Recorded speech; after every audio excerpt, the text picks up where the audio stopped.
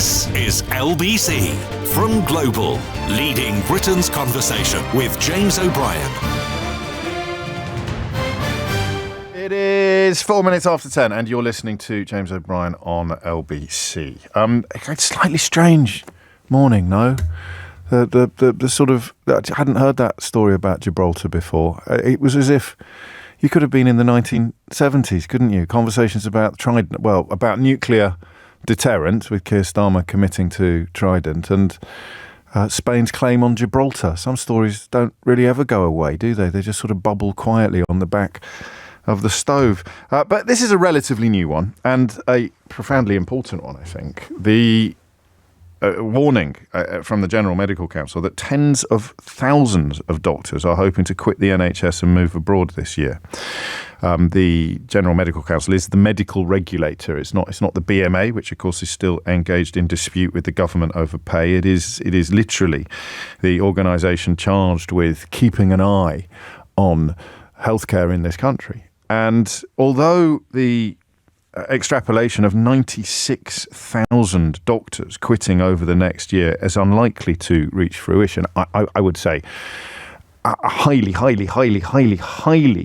unlikely to actually reach fruition. The fact that so many are thinking about it, and so many will, albeit I don't think all of the ones expressing a desire or describing themselves as either very likely or fairly likely to move in the next year, because even if they don't move in the next year, they presumably are more likely to move in the one after that, or the one after that, or the one after that.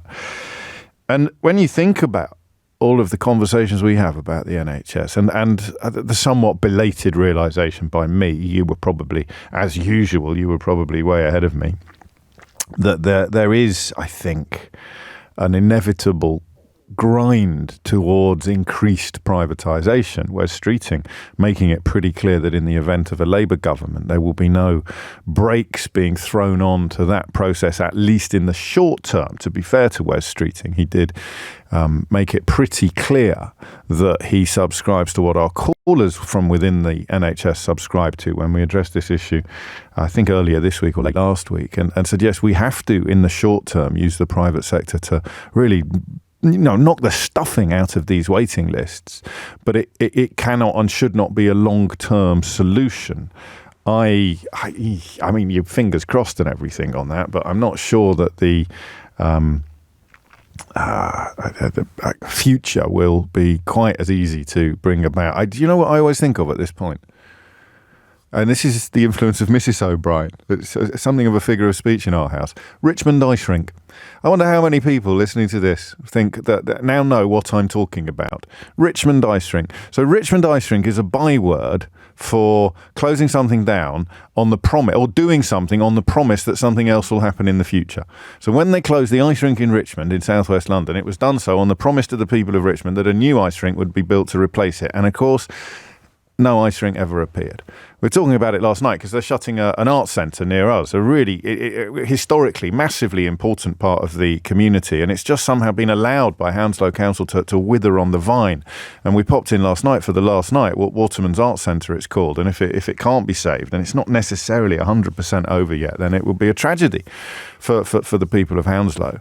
But a couple of people mentioned Richmond ice rink because they are supposed to be guaranteeing a new facility somewhere, and as yet there's no sign of where that facility will be. So I worry with the NHS that although we broadly accept the short-term necessity of doing something, the long-term promise of steering revenue, attention and focus back into the public sector, back to the NHS, the long-term promise may prove even harder to keep, even if the promise is being made in good faith, which you can't be sure of either. 8 minutes after 10 is the time. So why? And I want personal answers, because you can look at this polling or you can look at this research and you can see that people are keen to earn more money, that people are keen to change their lifestyle. You can see that people are keen just to get out of the vice-like experience of working in the NHS at the moment. But what you can't get from statistics and from numbers is a real sense of story. a real sense of personal engagement. I want you to tell me why you would like to move to a foreign country as a British trained doctor. Why would you like to move to another country? That really throws the doors open wide, doesn't it? But obviously, if you are doing it, if you're about to do it, if you're thinking seriously about doing it, and given the international reach of this program these days, if you've already done it, then I just want to hear from you. 0345 6060 973 is the number you need. Richmond Ice Rink has touched a few nerves. Apparently Hounslow Swimming Baths plays a similar role in the personal narrative of some people listening. It'd be nice if we could get a few examples from outside my particular corner of West London. But why? Well, just very, very personal. Why do you want to do it? Stroke, why are you doing it? Okay? And also, how do you feel about it? How reluctant is this? Would you be doing it anyway if the NHS was wonderful because you want to go surfing on Bondi Beach every morning? So it's the reluctance with which you do it that I think fascinates me the most. 0345 6060 973 is the number that you need. And if you can, and of course you don't have to, but if you can, what can we do about it? I mean, there's two questions here that go beyond the personal. One is, how big a disaster is this going to be? How big a problem is the hemorrhaging of doctors? I'm never entirely comfortable with the reminder that taxpayers would have contributed towards their training, because doctors these days leave medical school with so much debt that the contribution that the taxpayers made doesn't carry, say, quite the same heft that it would have done in, for example, the 1970s or even the 1980s, when they would have been training more or less entirely on the public purse. But still, it's part of the catastrophe, isn't it? So what will be the impact? How bad is the impact now?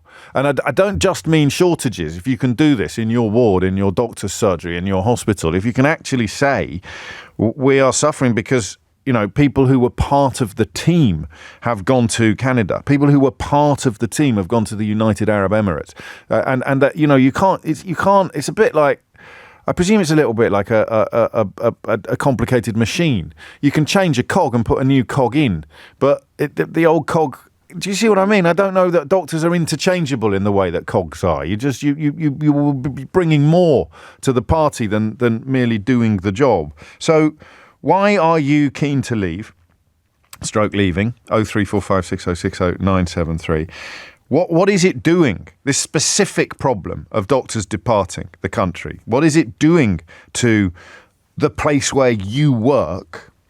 And possibly the most important question of all, what can we do about it? I mean, in the short term, let's say Labour get in later this year, early next year, depending on when the election actually is. Let's say Labour get in, and you know me, I'd never say never. Absolutely not guaranteed. Some interesting research today showing that seats they may once have thought were completely in the bag are under threat from forces that didn't really exist in British politics before the current conflict in the Middle East. So you never know what is on. You can never ever bet your house on an election result, not unless you've got a spare house, just to allow Tory cabinet ministers to understand the analogy. Unless you've got a few spare houses that you're currently renting out, never ever bet your house on the result of a general election. What can be done to stop it? What could a government do almost immediately to stop a exodus, to stop the NHS being a place from which doctors on an unprecedented scale are keen to flee? All right, 0345 6060 973 is the number that you need. That you need. So, I mean, if every single doctor who has said they are very likely or fairly likely to move in the next 12 months were to move, then the figures would amount to 96,000 doctors quitting over the next year if applied to the total number of doctors currently on the medical register. Listen, that is not going to happen, but the numbers are frightening, and frightening enough for me to ask you why you're doing it. And also, actually, reading to the bottom of the survey, there were 1,100 doctors who were part of the survey who've already moved abroad since 2018. So a fifth of them went to Australia, 10% of them went to New Zealand. 1 in 3 of those who left the UK were returning to their home country after a period of working in the NHS. So there's millions of different reasons. But obviously, if you've already done it, then you're very much on the list as well. How Steve in Worcester's been in touch, saying, I'm leaving the UK because there are too many people like James O'Brien here. Steve, I got some terrible news for you, mate. Your lot voted to abolish freedom of movement. So I don't know where you're planning on going, but it's going to be a heck of a lot harder than it would have been if people like James O'Brien had been listened to a little bit more in 2016. But we digress. What will this mean? Why are you part of this story? Tens of thousands of doctors hoping to quit the NHS. The reluctance with which you do it is of particular interest to me, and the reality of what it means, coupled with the question of how on earth a government, how on earth politicians would it be as simple, for example, as coming in and announcing significant pay rises for junior doctors, bringing their pay today back into simple parity with what they would have been on in real terms before the coalition government got in, or even further back than that. I'm not sure precisely of the figures. All right, is that clear? Are we good? Shall we go? Let's. 0345 6060 973 is the number you need. Hit the numbers now. All together now. You will get through. James O'Brien on LBC. Of course, the other question is, how worried should we be? I hate it when that happens. Just as soon as the light goes off and my voice ceases to caress your ears, a question that I've forgotten to ask pops into my head, and there it is. How worried should we be about this? 18 minutes after 10 is the time. Let's start in Ealing. Sarah is there. Sarah, what would you like to say? Hi, a bit nervous, bear with me. It's only me. So I'm a doctor, my husband's a doctor. We have been considering, so we don't have to set any solid plans to leave, Sure. but it's certainly a regular conversation. It's something we're considering maybe in the next few years. When did it start? When did the conversation start? I think it's been a few years. Yeah. I think more as we become, I guess, towards the end of training and more established, we think, and just becoming more and more fed up, I guess, with the We'll get on to what you're fed up with, but may I ask, when you went to university, when you first went to university, did you have anywhere in the back of your mind the idea of working abroad one day? No. Aha, No. There it is. No, never. So what are you fed up with? I mean, to say as a parent, we love the NHS. The NHS is something that's so dear to us. But just if I was to compare it, say, from when I started uni to now, so much has changed. And I think the first thing I noticed was just the way in which we as a community view doctors. I think there's been a systematic devaluing. It's probably a bit of a controversial thing to say, but a systematic devaluing of doctors in this country. I would say it started from the removal of the white coats. We just kind of slowly, and the multiple mainstream media, articles that have been written over the years about bad doctors, etc. Yes. And I think there's that's kind of disheartening because you're already working a job where, and you mentioned something about training on public purse. A lot of the training, because staffing has always been minimal, right? Staffing has always been minimal. One person goes off sick, you're already working extra.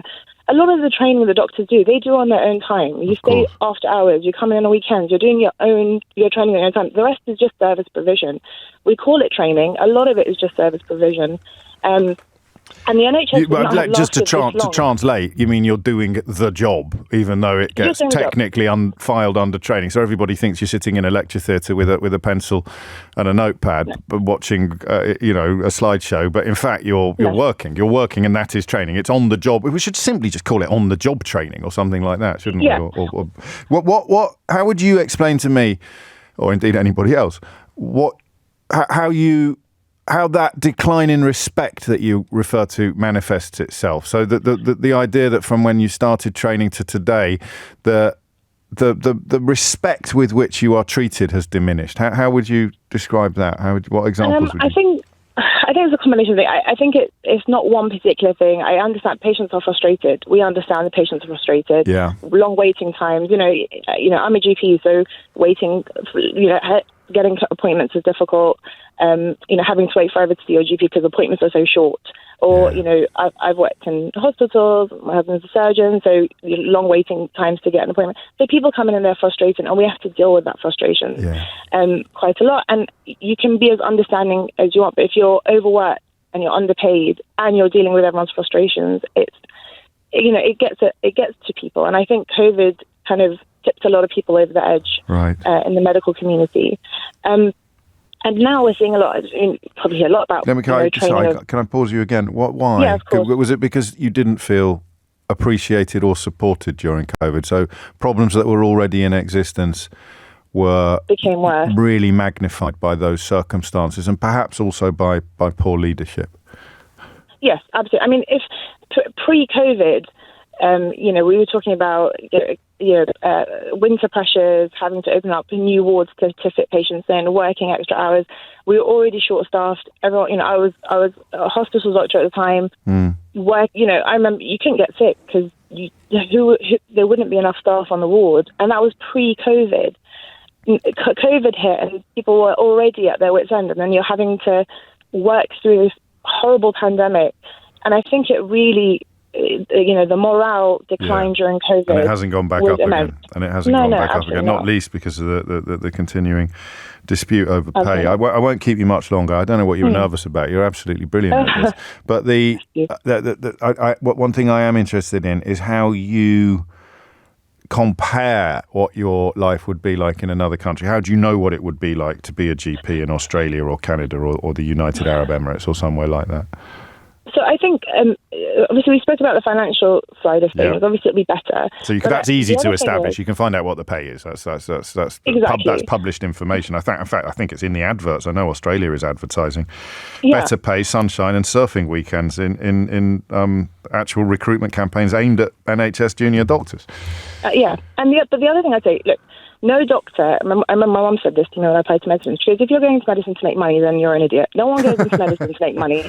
It's not a job for someone who's trying to be rich. But then the Daily Mail will run a story about GPs who are earning $1 million a year. I know none of them. No, I know.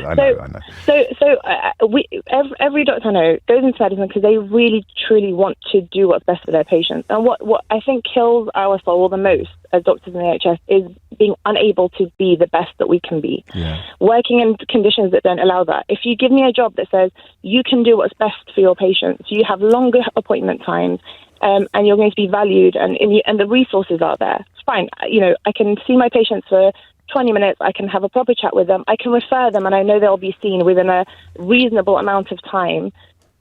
That's perfect for me. That's the job I want to do. I don't work in a system that works. I think these are the really interesting things, because the big ticket items are fairly easy to predict, aren't they? You'd get better pay. You may have a better quality of life, but it's less obvious that you would actually be able to do your job better. So your sense of satisfaction, your sense of professional fulfillment is being frustrated by the state of the NHS, and therefore the temptation to get out becomes an act of patient-based altruism rather than self-interest.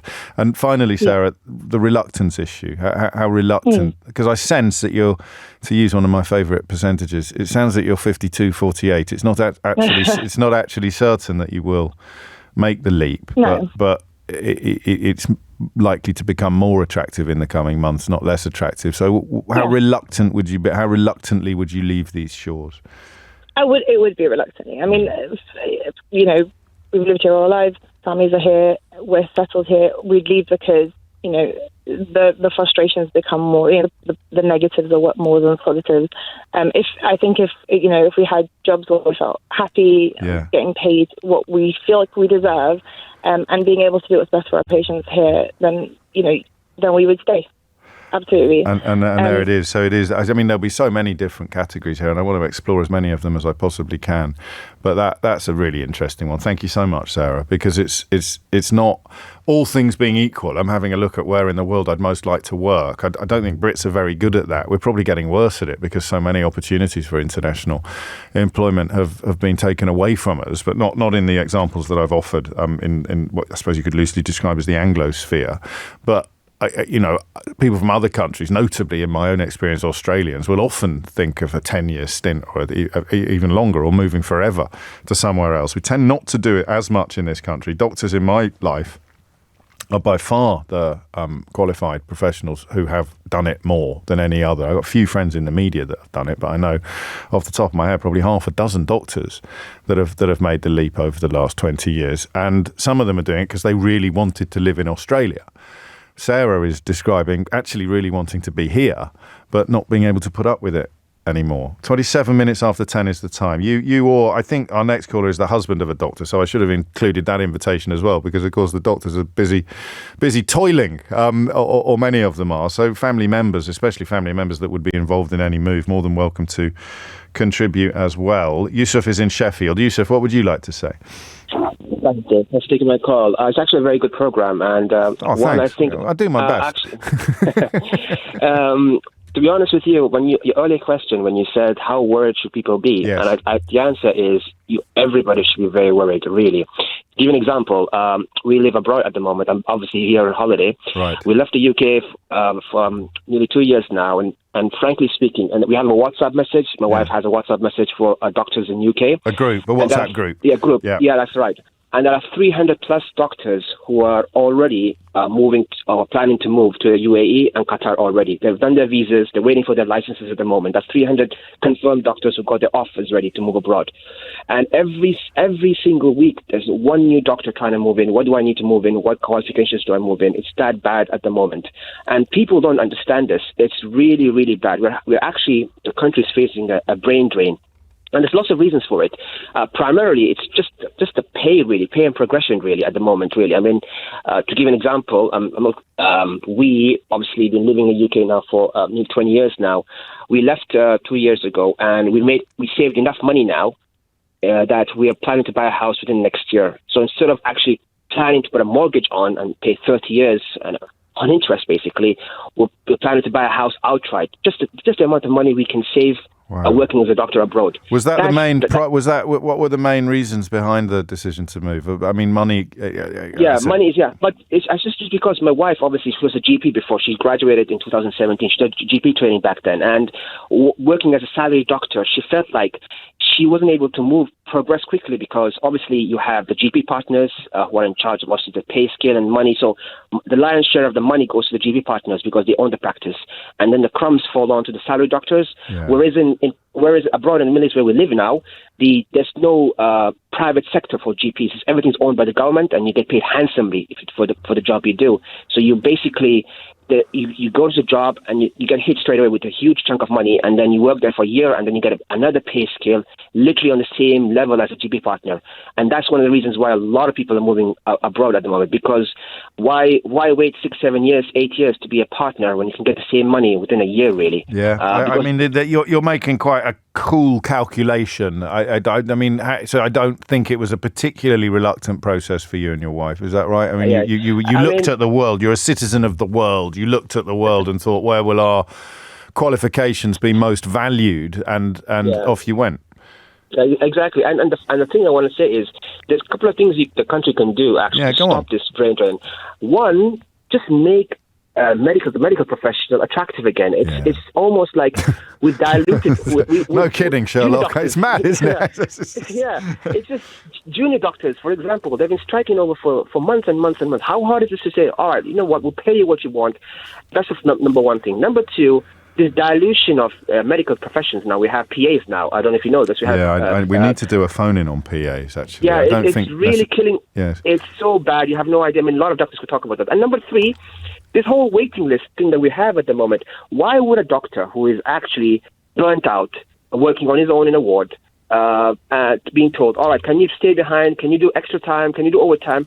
They don't get rewarded for any of this stuff. I mean, how about, I have a suggestion, maybe some politicians can hear me out now. Why don't the health service say any doctor who stays behind, does overtime, regardless of what field they're in, will not get taxed on the overtime. So, for example, you do overtime 3-4 hours every week, you don't get taxed on it. You get the money straight away. That would incentivize people straight away to be in the health service. I mean, it's a great idea, and I like creative thinking. But immediately, why shouldn't teachers get that? Why shouldn't nurses get that? I agree. Why shouldn't I'm a teacher. I'm a teacher. Don't get me wrong, James. I'm a teacher myself. But it's what government involves. Government says this is a priority. This needs to be fixed. That doesn't need to be fixed. Therefore, we'll make a tough decision. Some people won't like it, but it's for the greater good of the whole population. It's a thoughtful idea. Yusuf, you've made me late for the news. That's a compliment to how the quality of your contribution. In fact, Sarah's been in touch to say this caller is far too sensible. It'll never catch on. Thomas Watts is here now with your headlines. James O'Brien on LBC. It's 10:35. You're listening to James O'Brien on LBC. Just going to knit two things together, if I may. This is from Jules, a mum talking about her son. My son played in the medics rugby team at university, the Russell Group University. He was the only non-medical student. Every single one of them, except my son, who's a banker, now works and lives in Australia. That's 23 men, all aged between 28 and 30, gone probably forever. That question about how worried should we be assumes a new resonance when you read stuff like that. I think we're about to speak to another mum. But before that, I heard Alistair Campbell on his podcast talking about an encounter when he was in Australia with a bunch of immigrant doctors from this country who'd gone to Australia to practice. And he said that one of the things that stood out from their account of why they'd gone was the actual abuse that they received in this country. You see posters almost everywhere now warning people to treat the staff decently. You see them at the London Underground, for example. There was one campaign that addressed directly the issue of people spitting at London Underground staff. But you see it a lot in hospitals and GP surgeries. And that first caller alluded to it, didn't she? The frustration that is taken out. I imagine it's even worse for the receptionists than it is for the doctors, perhaps, because you're the sort of first point of contact and also the gatekeeper. But it speaks to a demonisation. I would go that far. It speaks to a demonisation of doctors that sometimes feels deliberate. I know it's normally attached to industrial action, and the Murdoch media in particular has since the late 1970s has moved very, very quickly to condemn and castigate anybody taking industrial action in any field at any point for any reason. And there have been plenty of blowhards and big beasts of Murdoch's empire. And then, of course, subsequently, the Mail, the Telegraph have all followed suit. Very, very hard to think of an industrial action that was reported fairly by most of the right-wing media in this country. So that contributes to it. Look at what's happened to teachers. But we are somehow a country in which doctors are telling us that they feel less valued and less respected and less safe than at any other point in history. So leave the money out of it for a minute and just look at those three things. I appreciate that feeling valued it can include financial reward, but less valued, less respected, and less safe. And I think we're all qualified to answer the question of how that's been allowed to happen. Why do you think you live in a country where over the last 15 years, doctors, actual doctors, I'm fascinated, as you know, by the tactics and techniques of turning a population against another caucus, against another constituency of people, whether it's immigrants or refugees, asylum seekers or a national flipping trust. I'm fascinated by the tactics. But doctors? If it can work on doctors, it can work on anyone. I've said that to you a million times. But how has it happened? How have we ended up in a place where doctors are routinely reporting that they feel less valued, less respected, and less safe than at any other point in their careers? Because we've been sitting here doing nothing while it's happened. How has it happened? 0345 6060 973 is the number that you need. If you're just tuning in, I want to hear from you if you are a doctor thinking of quitting the NHS, or you can answer questions about why so many doctors are quitting the NHS, why you did if you've already gone, family members included as well, of course, and now adding to that question, the demonisation, the denigration of doctors. You can tell I like my alliterations today. The denigration of doctors is kind of on all of us. How has it happened? How has it happened? And if you are listening to this feeling yourself, I'll check my inbox in a minute and I'll get Idiot's Corner ready. But if you are someone that thinks doctors are a problem, doctors are your enemy, doctors are the thing that needs fixing, not their terms and conditions, then maybe you could tell me how you think you ended up in a place where the people you turn to in your life's most desperate moments of somehow being depicted in your own mind as the baddies. Sarah's in Kingswood. Sarah, what would you like to say? Well, I am the mother of 2 doctors in the 28 to 30 year range, both who have left the UK. One is in Australia and one is in New Zealand. And, obviously, personally, it's not much as a fun family, for mum, is it? No, personally, it's not good. But, having seen, the NHS here, my son worked in a South London A&E department where there were more police in A&E at night than doctors. As you alluded to, they were abused. They would be lucky on a night shift if there was a packet of crisps in a vending machine, whereas in Australia there is a staff restaurant, and for every shift you get a hot meal. Sarah? That's not like simple. Root and branch reform of the NHS. That is, why don't we make sure doctors have got a hot meal? I was with Angela Hartnett yesterday, the chef, and during COVID, her and some of her friends got together, and at one point they were providing from charity 1,000 hot meals a day for NHS professionals, which highlights. I know circumstances would have been different during lockdown, but a packet of crisps in a vending machine when you're doing the kind of work that your son was doing is just adding insult to injury, isn't it? Yeah, absolutely. And they're paid properly. They have a great work-life balance. They're respected. And, everything is geared towards, keeping them there. The Australian government is actively recruiting UK doctors. They're very brazenly approaching all the UK doctors saying, come over here, look what we've got for you. Sweeties galore. Sweeties galore. When he started medical school, would it have been anywhere in his sort of possible future plans? Going overseas? No. And I think years ago as a mum, you'd have been really proud that they both did medicine, but to do medicine, you've got to be clever. Yeah. And I wish really now they'd gone into the city or somewhere else because they'd still be here. Yeah, they'd still be here. And you miss them. It's pretty simple. Yeah, I miss them, and they would be looked after properly. Myself, I had a cancer diagnosis 2 years ago, and the doctors in the UK here were my angels, and I don't think you can put a price on the doctors. And yet, there's a misconception in the general public that junior doctors are fresh-faced little freshers out of med school, but junior doctors is the term all the way up to consultants. That's such an unhelpful terminology. Some words matter, don't they? As the first caller pointed out, doctor in training makes you think they've got little stabilisers on the back of their bicycle, doesn't it? Or L plates on them. Yeah. But they are doing the flipping job. It's a really unhelpful. And do you know what? If I was Wes Streeting, I think I'd just do that on my first day. We're not going to call them junior doctors anymore. We're just going to call them doctors. And we'll call consultants consultants and doctors doctors.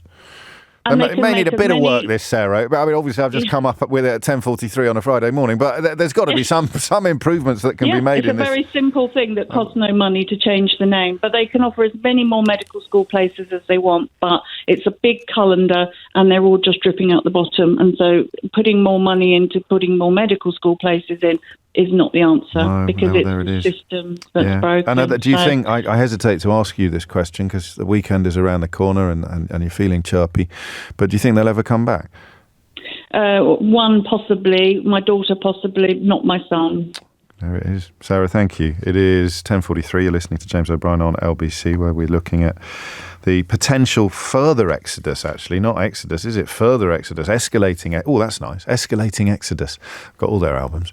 We're looking at the escalating exodus of NHS doctors. And at 11 o'clock, I'm really, really, really, really, I'm going to say a few more reallys now, really, really, really going to need your help. Thomas's news bulletin this morning contained news that it is widely believed, so much so that the United States has restricted travel for its employees in Israel, that Iran is poised to launch an attack upon Israeli soil. This hellish conflict set to spiral still further. I don't think I'm embarrassed to admit this to you. I might not admit it to anybody else. But I don't know what that means. I don't know what that means. I can't do two topics that are contingent on the question of how worried should we be, but I've got a horrible feeling I might just be about to. So what does that mean? What happens if Iran launches an attack on Israeli soil? If you think you're qualified to answer that question, or if you know someone who is, give them a buzz, will you, and tell them to get ready for 11 o'clock on the big show. It's 10:45. James O'Brien on LBC. It is 10:48. You're listening to James O'Brien on LBC. I think this qualifies as breaking news. Police in Manchester, Greater Manchester Police, have reopened a probe. Actually, I think into claims that the Labour deputy leader, Angela Rayner, may have broken electoral law over information she gave about her living situation about a decade ago after, and I quote, a reassessment of the information provided to us. It is, I think, follows a reassessment of the information provided to us by James Daly, the Conservative MP for Bury North. More on that as and when it occurs, but I mean, it doesn't look like good news for Angela Rayner. Wherever this may lead, it can't be much fun to be the focus of so much attention, and I imagine it's beginning to irritate some of her colleagues in the Labour Party frontbench and beyond as well. Whether it should be doing so or not, drawing the levels of attention that it is, I do not know. And in fact, for illustration, did you know that the Phoenix Partnership, which is owned by the racist Tory donor Frank Hester, pocketed another £3.6 million in government contracts in January? I just similar sums in December 23, or payments from the government. That's data recently published by the DHSC and brought to my attention by the investigative journalist Russell Scott, who has made it his mission to keep an eye on these things, largely because nobody else seems to bother. And you can follow Russell on Twitter at RussellScott1. 10:50 is the time. Back to the NHS and the question of why doctors are leaving in their droves, how reluctantly they are doing it, and how on earth we can fix things. And I think the biggest underlying factor for me is the denigration of doctors, the demonisation of doctors, the not just the abuse they have to put up with at work, but when you couple that with the paucity of their pay packets and the terms and conditions. I thought that Sarah, mother of two doctors who've both moved to the other side of the world, it just somehow encapsulated that. Sometimes an anecdote goes further than 1,000 words of dry analysis, doesn't it? But you're on a nightmare shift in an A&E ward where the police almost outnumber the patients. You're routinely a target of all manner of threats and abuse, and when you finally get 14 seconds to feed yourself, you're lucky to find a packet of crisps in the vending machine. That could be fixed. Lauren's in Leeds. Lauren, what would you like to say? Hi. So I'm a GP. I have worked in Australia. I worked in Melbourne between 2019 and 2022. Came back mainly due to family pressure. It's nice to hear from a lot of the callers. They've all said everything they've said has been right on the mark, I think. Can I tell me to mind my own beeswax if you want? But what sort of family pressure? Well, I had my first child in Australia a couple of years ago in Australia, yeah. And grandma wanted the yeah. Oh well, bless you. I mean, it can't. I mean, was it what was harder, leaving England or leaving Australia? Hard question. It is, isn't it? About the same. Cop out. Should be a politician. Oh, absolutely not. I think it's interesting because doctors are patients too, and I've had a baby. I've had another baby in the NHS, and the difference to work in the system and to be a patient in the system is just completely different. Right. And I've worked in A&E departments. I've been assaulted in A&E departments in the UK, and it's just it's very difficult. And I was struck when I went to Australia at how kind the patients were, and people said thank you, and just really small things that make a massive difference day to day when you're doing that day in and out. I hear this more and more. For what it's worth, since another doctor told me something similar, I've done my best as well to always try, and I know a lot of other people said they were going to as well, just to remember to be nice, to remember to say please and thank you, basic manners, really. And you're right, it must make a huge difference. It's odd though, isn't it? Because you've got actual rudeness, and being assaulted is, absolutely unacceptable. But there are several points towards that, aren't there? There are several other steps on that path, and simply not treating you with a bit of respect and why do you think that's happened? Why do you think? Because when I was a kid, the doctor was most respected person in town. I think there's lots of reasons, but I think the system is broken. Everyone sees that. And there's so much pressure, and people are frustrated from lots of different angles. Of course. A lot of it's about waiting lists, things like that. And when you're the person who's speaking to someone about it, you take all the flack. It's never even though there's nothing you can do about it. There's nothing you can do about it, but you're the point of contact. Yeah, and often it's really upsetting because you can see it and you think you want better for people, whereas in Australia you can offer the care that you want to give, and that makes a massive difference. And I think I agree with what you say about you do get paid a lot better in Australia, but it's interesting going across because Australian doctors are very financially motivated, but British doctors are not. Right. People work themselves to the bone for patients, and it's just not rewarded. Not even finationally, but just in every way, really. Yeah. And there it is. Will you stay here? Struggle. Do you think? Because I mean, it's. I know that there's other factors in play, but do you think you're back? I'm going to quote Gary Barlow now, Lauren, just to give you a fair warning in advance. Do you think you're back for good? I don't know. Yeah.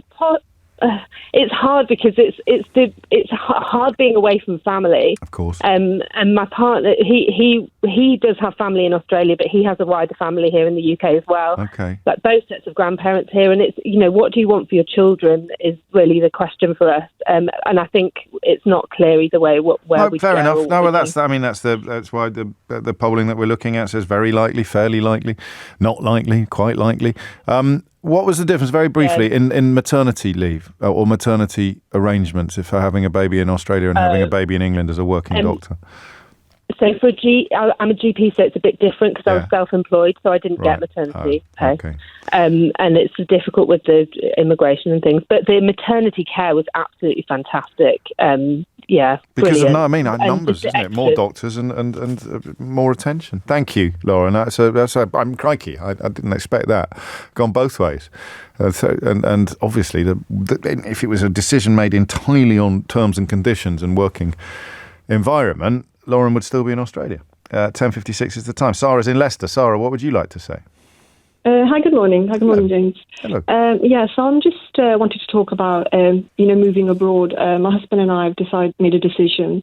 So we've just, put things in place at the moment, sort of, looking for a place to live. And we found work abroad in Qatar, in UAE.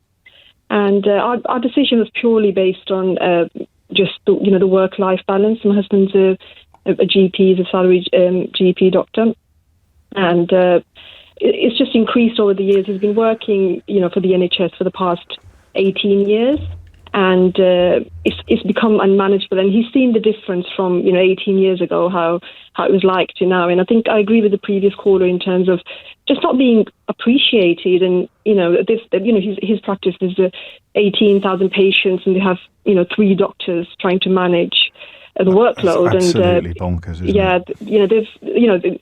The government have tried to, rather than sort of encouraging doctors to stay and recruiting more doctors, they've they have physician associates or We need to do a phone in on physician associates, don't we? I think I'm a bit scared of topics that I'm completely ignorant about, but also they're the ones that are most important to do.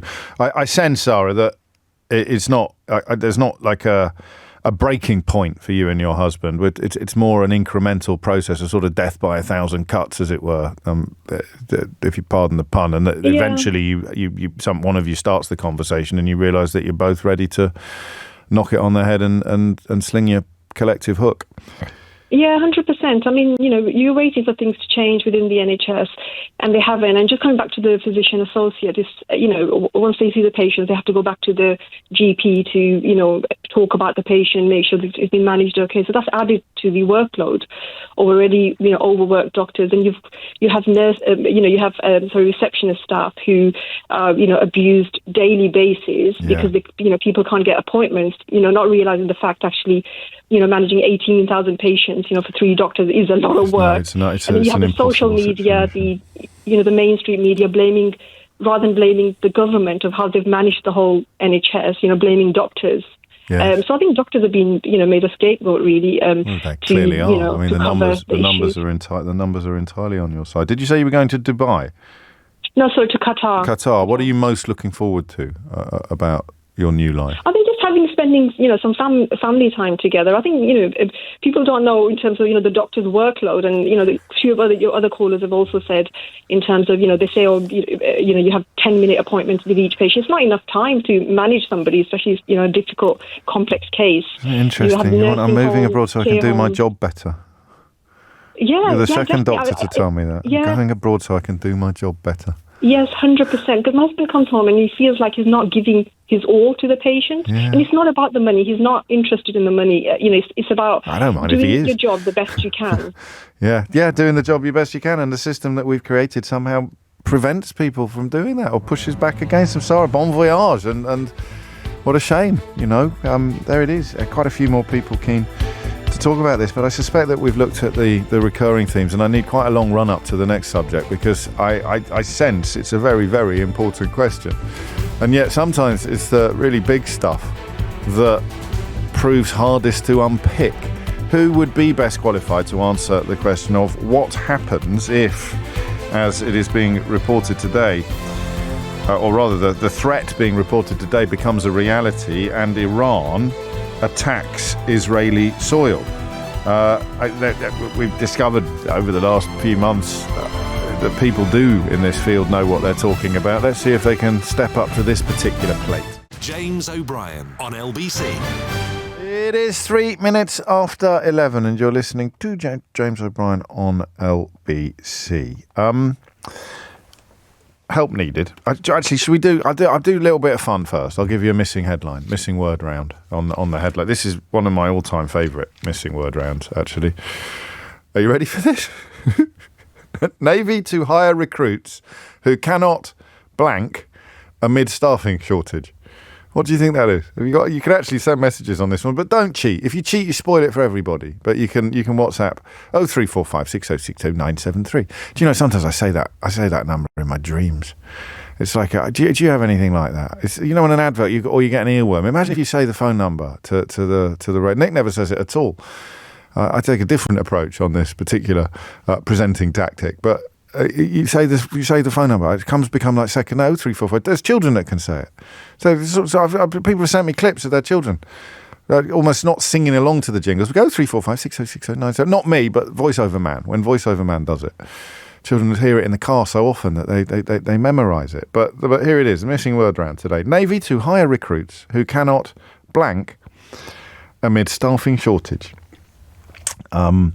Might not be quite as difficult as I thought, this one, did you get it? Judging by the initial reaction. I won't keep it hanging for too long. I'll tell you the answer just before 15:15, before we go to the next junction. In fact, yeah, it's going to be interesting if anyone gets it wrong. Of course, and now what happens with this is everybody gets it right. Some people cheat, and then some people start taking the mickey. For example, Alex says sweat, which is quite. It's a joke that works on many levels, actually. Because I think Prince Andrew was in the Navy, wasn't he? And someone else has sent in dance, which is highly unlikely to be the correct answer to the question. And so far, about 10 million people have sent in the correct answer. So possibly that missing word round wasn't as taxing or as challenging as I thought it was. 5 after 11. Actually, I'll get it out of the way now, shall I? Otherwise my phone's going nuts and I'm not going to be able to read any other message. Swim. That's swim. What a great headline that is. Navy to hire recruits who cannot swim amid staffing shortage. Royal Navy recruits will no longer need to be able to prove they can swim in order to join. I'll tell you what, I will give my crown to a radio presenter who can turn that into an interesting phone-in. What question would you ask off the back of that? I mean, by crown, I mean buses. I don't know if you heard the first hour of yesterday's programme, but we turned buses into gold, into radio gold, thanks largely to Nigel in Brighton and the 112 to Dawlish. But so what would be the question to ask on that one? You can text me or indeed WhatsApp me your answer. 6 minutes after 11 is the time. Okay, little bit of postponement of topic there. Did you pick up on it? Could you tell that this one makes me a little bit wary and also conscious of my own ignorance, which is not something I've ever been very good at sitting comfortably with, although you think I would have got used to it by now. The United States has restricted travel for its employees in Israel amid fears of an attack by Iran. Now, they have used the phrase an abundance of caution, but the situation has escalated to the point where it is being reported that an attack upon Israeli soil by Iran in retaliation for an attack upon the Iranian embassy in Syria is now likely. That attack on its consulate in Syria 11 days ago left 13 people dead. The situation is severe enough for Lord Cameron to have phoned his Iranian counterpart to urge against further escalation. It's also pertinent to remember that Iran backs Hamas, the Palestinian terrorist group fighting Israel in Gaza, as well as various other proxy groups throughout the region, including some, such as Hezbollah in Lebanon, that frequently carry out strikes against the Israelis. So this isn't a conversation about whether they should do it or not, although I'm not for a moment. It was Roger, not Nigel. I do apologise. Yeah, I tell you what, if you've been listening for a long time, there's another name that you'd add to that list now, isn't there? We used to do a thing with people called Roger, Nigel and Derek. Whenever they rang into the programme, we'd bet a significant amount of money that they were poised to vote for UKIP, as it was then known. And we were usually right, although not always. 8 minutes after 11. So what happens? Joe Biden has warned that Iran is threatening to launch a significant attack, and this has got to be relevant to whatever the answer to my question is. He vowed to offer ironclad support to Israel. So America's support for Israel looking shakier than it has in my memory, I think, shakier than it has in my time in this job as a consequence of Benjamin Netanyahu's current tactics. And if Iran were to launch an attack upon Israeli soil, I think it's fair to say you would see a significant hardening of that support. Netanyahu himself, who of course appears to have prioritised his own existential political problems over Israel's status and indeed support on the world stage, has said that his government is ready to meet any security challenge, warning that Israel would harm any country that caused it harm. I'll say those words again. Israel would harm any country that caused it harm. We are prepared to meet all of the security needs of the state of Israel, both defensively and offensively, he said, which seems to me to mean that, perhaps not that surprisingly, if Iran launched an attack on Israeli soil, Israel would be quick to launch an attack on Iranian soil. The foreign minister of Iran, Minister Hossein Amir Abdollahian, spoke to David Cameron and said, Cameron said he'd made it clear that Iran must not draw the Middle East into a wider conflict. But, you know, if I were speaking objectively, I think I'd say that Israel attacked the Iranian consulate in Syria. I mean, I don't think... Actually, I do think sometimes, even though you're talking about matters of enormous international import, sometimes the you started it. I'm reminded of Basil Fawlty talking about the Second World War in Fawlty Towers to the German guest. But, you know, who started it? If Israel's already launched an attack upon the Iranian consulate in Syria, or the fact that Hamas is a supporter, I beg your pardon, the Iranian government is a supporter of Hamas and other proxy groups and Hezbollah. So who is qualified to answer this question? Who is qualified to answer this question? And indeed, what is your answer? 0345 6060 973. Okay, 11 minutes after 11. What happens if Iran launches an attack upon Israeli soil? Now, I may get a guest in the next quarter. You know me. I'd rather not. I'd live and die by the callers to the programme. On some subjects, we need guests. On logistical explanations of what is going on in Ukraine, for example, I'm unlikely to have people on the other end of the phone who are going to be able to answer that question. And in some other areas, we have guests on the programme because we're looking forward to talking to them, and they're interesting people.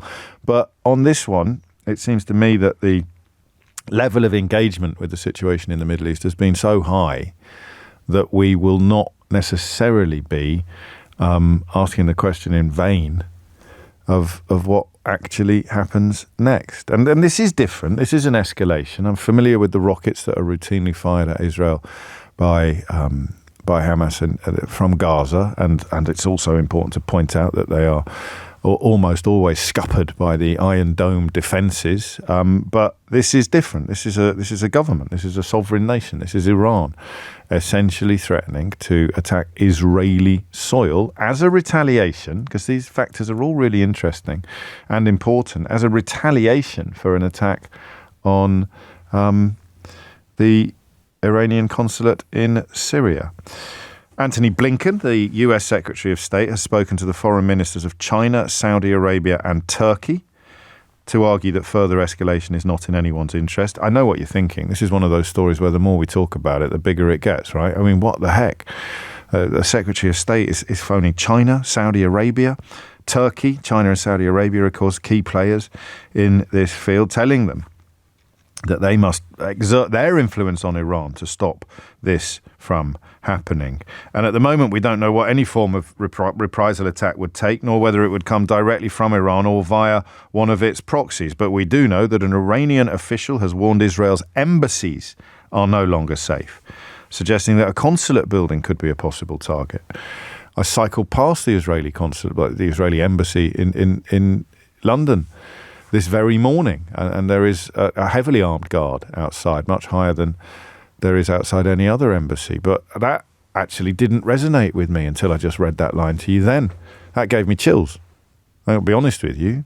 The possibility of an attack upon an Israeli embassy somewhere else, I mean, you'd imagine it would be somewhere in the Middle East for logistical reasons. But if you were going to be making a list of places where you might launch attacks, I suppose that your prominence in the queue of countries offering unqualified support to Israel at the start of the current conflict we'd be fairly high up that list, wouldn't we? So there's a lot here. And I don't know really where to start, which is quite refreshing for me, actually, so I won't even try. What happens if Iran attacks Israeli soil? 0345 6060 973 is the number that you need. And look, underneath that question is how worried should we be? But I don't necessarily want to go there yet. What happens?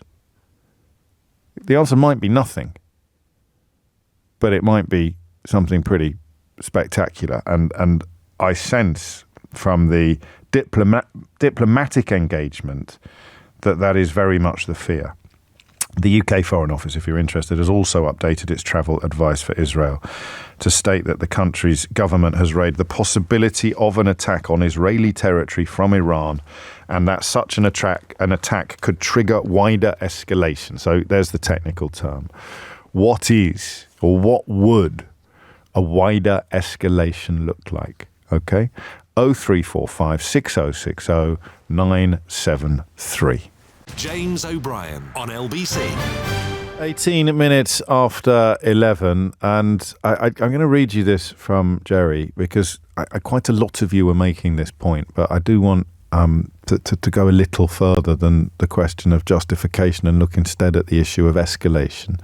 But Jerry asks, and it's a question, why is it legitimate, or why would it be illegitimate, or why was it legitimate for Israel to purposely bomb an Iranian consulate in Syria and then expect support from the West if Iran retaliates? Is that not double standards? I'm leaving that question on my screen because I may invite some people to answer that as well, whether, in addition to what they called in to say, or as a separate topic. Time will tell. 90 minutes after 11 is the time. And this from Mikey focuses the thought somewhat. Israel wants Iran to take action to bolster their support from the USA. That's why they attacked the Iranian consulate in Syria. There is a fairly compelling analysis that the scale of Israel's response to the October the 7th terror attack played into Hamas's hands. I mean, that, of course, reminds us that Hamas treats the lives of Palestinian people with contempt. They see it as collateral damage in pursuit of in their minds, their glorious goal. But in terms of Israel losing support internationally, the American president, speaking in terms that I haven't heard before, Chuck Schumer, the most senior Jewish politician in the United States, using the word pariah when talking about Benjamin Netanyahu's government. This is all very new territory that has been opened up as a consequence of the scale and the severity of Netanyahu's activities in Gaza.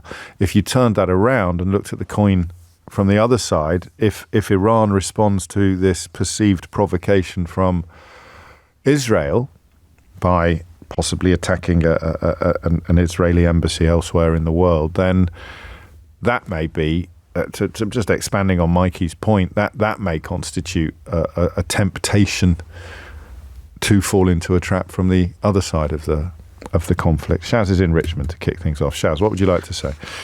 Hello, good afternoon. Hello. James. Sorry, good morning. It's 11:15, I beg your pardon. I'm so perturbed with all this. I was born in Iran, but I've been here since I was 7 years old. Look, the basics of it is very binary as far as I'm concerned. We in the Western Hemisphere absolutely recognize the state of Israel. Yes. But overwhelmingly, the majority of the Middle Eastern populations, I'm not talking about their leaders, sure, populations do not recognize the state of Israel. This is the fact. And I think that, we should be saying this to the populace here in the UK. This is what's going on. Now, of course, forgive me, and this is a question asked from curiosity, not challenge, but how do we know that? How do we know? How do we know the populations of these countries do not recognize the state of Israel? I think, James, the resistance that we are experiencing in the Middle East is pretty much overwhelming. I suppose I'm just wondering whether anybody more informed than me would challenge that observation. Of course they would. They would. Of course they would. What I'm saying is, I cannot prove it to you. I've got no referendum to refer to. I've got no data to refer to. Fine. Okay. I know from my experience, from the people I speak to, I speak to Arabs. I've got Arab friends. I've got Jewish friends. I've got friends everywhere. De facto, the Middle East populations overwhelmingly do not recognize the state of Israel. Right. Back in 14th of May, 1948, the Mufti said no. We overruled the Mufti and we divided this land. This is factual. You can go back to history and check it. Iran has had its consulate bombed. It has had its generals killed. This is on top of Soleimani 4 years ago. You cannot expect it to sit back and not do anything. It would make it look very weak and open to further attacks. And yet doing something leaves it open to further attacks as well. I mean, surely doing something makes further attacks more likely than doing nothing. Indeed, James. But you have to also understand, since 1979, Iran's been under 45 years of crippling sanctions. Yes. Crippling sanctions. Now, Iranian... But it's also, I mean, it is also a toxic regime. It looked like... It's unpopular. Granted. Yes. Granted. It's unpopular. Nobody likes it. But, what the regime has done is it has allowed its population to get impoverished, but it's directed its energy, whatever it has got mustered. Iran's a very rich country in its own right. Whatever it has got, it's put it into arms. Now we are looking at a formidable foe. Now, right. And at the same time, of course, our Israeli friends are harboring some 200 plus nuclear weapons. Are they? Absolutely. They're a nuclear nation, and ultimately their Samson option is going to be kicked off. So you're describing, this has taken quite a turn. You're describing a sort of World War III scenario. I am talking about a World War III. But you're not saying if Iran retaliates in any way, or if Iran launches an attack on Israeli soil, Israel will launch a nuclear attack on Iran. No, it would be an increment. Yeah, but it wouldn't happen on. Of course not. Monday but what morning. I am saying is, whichever way you dice it, it's not looking good for Israel or the Middle East or us. And that's why you started with the. I don't think Israel acknowledges that it has nuclear weapons, but it is. Listen, mate, I'm looking at Wikipedia because sometimes there's nowhere else to turn. But it is generally understood to have nuclear weapons, but does not acknowledge it, maintaining a policy of deliberate, indeed, ambiguity. In fact, only a few days ago, I was listening to some of our Jewish friends that were calling in and saying that actually the consulate is not a consulate at all. It's a hub for IRGC terrorists. Right. This is just ridiculous. Of course the building is a consulate. You refer to it as a consulate. We know it's a consulate. This is not going to end well for us. David Cameron running going to the regime and saying, please don't escalate. He's not going to do it. They have attacked, and there's going to be a response. That's it. And that takes, yes, I'm just trying to remember why that bit about the nuclear power was it was Mordecai Vanunu, wasn't it? Indeed. Yeah, that was very good. And my worry is, Thank you, Leon, for reminding me of that. And whilst Iran's nuclear facilities are very, very well guarded, unfortunately, our friend Israel's nuclear facility at Dimona is not well guarded. Right. Again, you're leading me into territory that I'm unfamiliar with, which is why we've opened up the phone line. So, okay, first contribution from Shaz is pretty apocalyptic, and actually, perhaps because it was calmly delivered, there's nothing there that it springs out at me as being immediately refutable. If there is you, then you know what to do. 03456060973. Looking for the a possible ramification. Well, I'm just wondering what an escalation looks like. Everybody is warning about an escalation in the Middle East. The mad bit becomes, and this is where Shaz's dichotomy between population and regime, I think, goes even further, is that obviously the leaderships, the regimes, whether it's the leadership of Hamas or the leadership of Iran or the leadership of Israel, they perhaps might be the only people in the room who want some form of escalation. But we still can't answer what it would look like. 27 after 11 is the time. Adam is in Hailsham. What do you think, Adam? Oh, hi, James. So what it is, I think Iran are just trying to scare the West, maybe. They won't hit Israel proper. There's no way they will. Their economy won't stand up for a war. They might get Hezbollah to have a go, but you see, if the UN, France, Britain, America had condemned that strike on the Iranian consulate in Damascus, then that would have been enough for Iran. Why do you say that? How do you know that? What makes you think that? That's what they want. That's what they want. They want us. And that legitimizes the regime in a way, doesn't it? Yeah, but they're still a regime. They're still the Iranian. People hold the Israeli regime in the same sort of breath as Iran's regime. Well, people do. It doesn't make them right or wrong. But the West has picked its side. But you can't give your so-called friend carte blanche to hit Damascus airport every other week, hit Aleppo airport every other week, or whatever they're doing. Israel hit Syria every other week almost. Well, again, for the last 10 years. Not one condemnation, not other. We can. Britain started hitting Ireland every other week. There'd be major problems. I guess the problem. I don't understand it. I don't understand why there's not one condemnation. Well, I do now. If your analysis is correct, then Israel's tactics are working. Well, they are for Netanyahu. He wants Iran to retaliate. I hope they don't. I hope they just hit if they are going to do it. But if Iran don't retaliate and we don't condemn Israel, then that means that Israel will hit another Iranian target. So, but then you've talked yourself back. You've taught yourself back to square one, because now I respect your confusion. Talk about pot kettle black, mate. I'm not criticising you, but you're saying they can't retaliate. But if they don't, they'll keep being poked. No, they can retaliate. It'd be silly if they did, but then they could. Right. If some mad people. I'm hoping that it'll just be a limited strike on some sort of Israeli embassy somewhere, if it is going to be a retaliation. But they have to retaliate, because we're not condemning the action of Israel. So Israel. So you could just say, please, neither of you attack each other's consulates or embassies, and the failure to do that. Israel should just stand down and not hit Iranian sort of targets. Anyway, I know they think that's serious feat for all at the moment because it's a wreck, but Yes. Well, as I said, this is for me very much a learning curve, and anybody who says anything that you would like to challenge, there is always, well, not always, but there is currently at least one phone line free for you to do so. 03456060973. It is 11:30. Thomas Watts is here with your headlines. James O'Brien on LBC.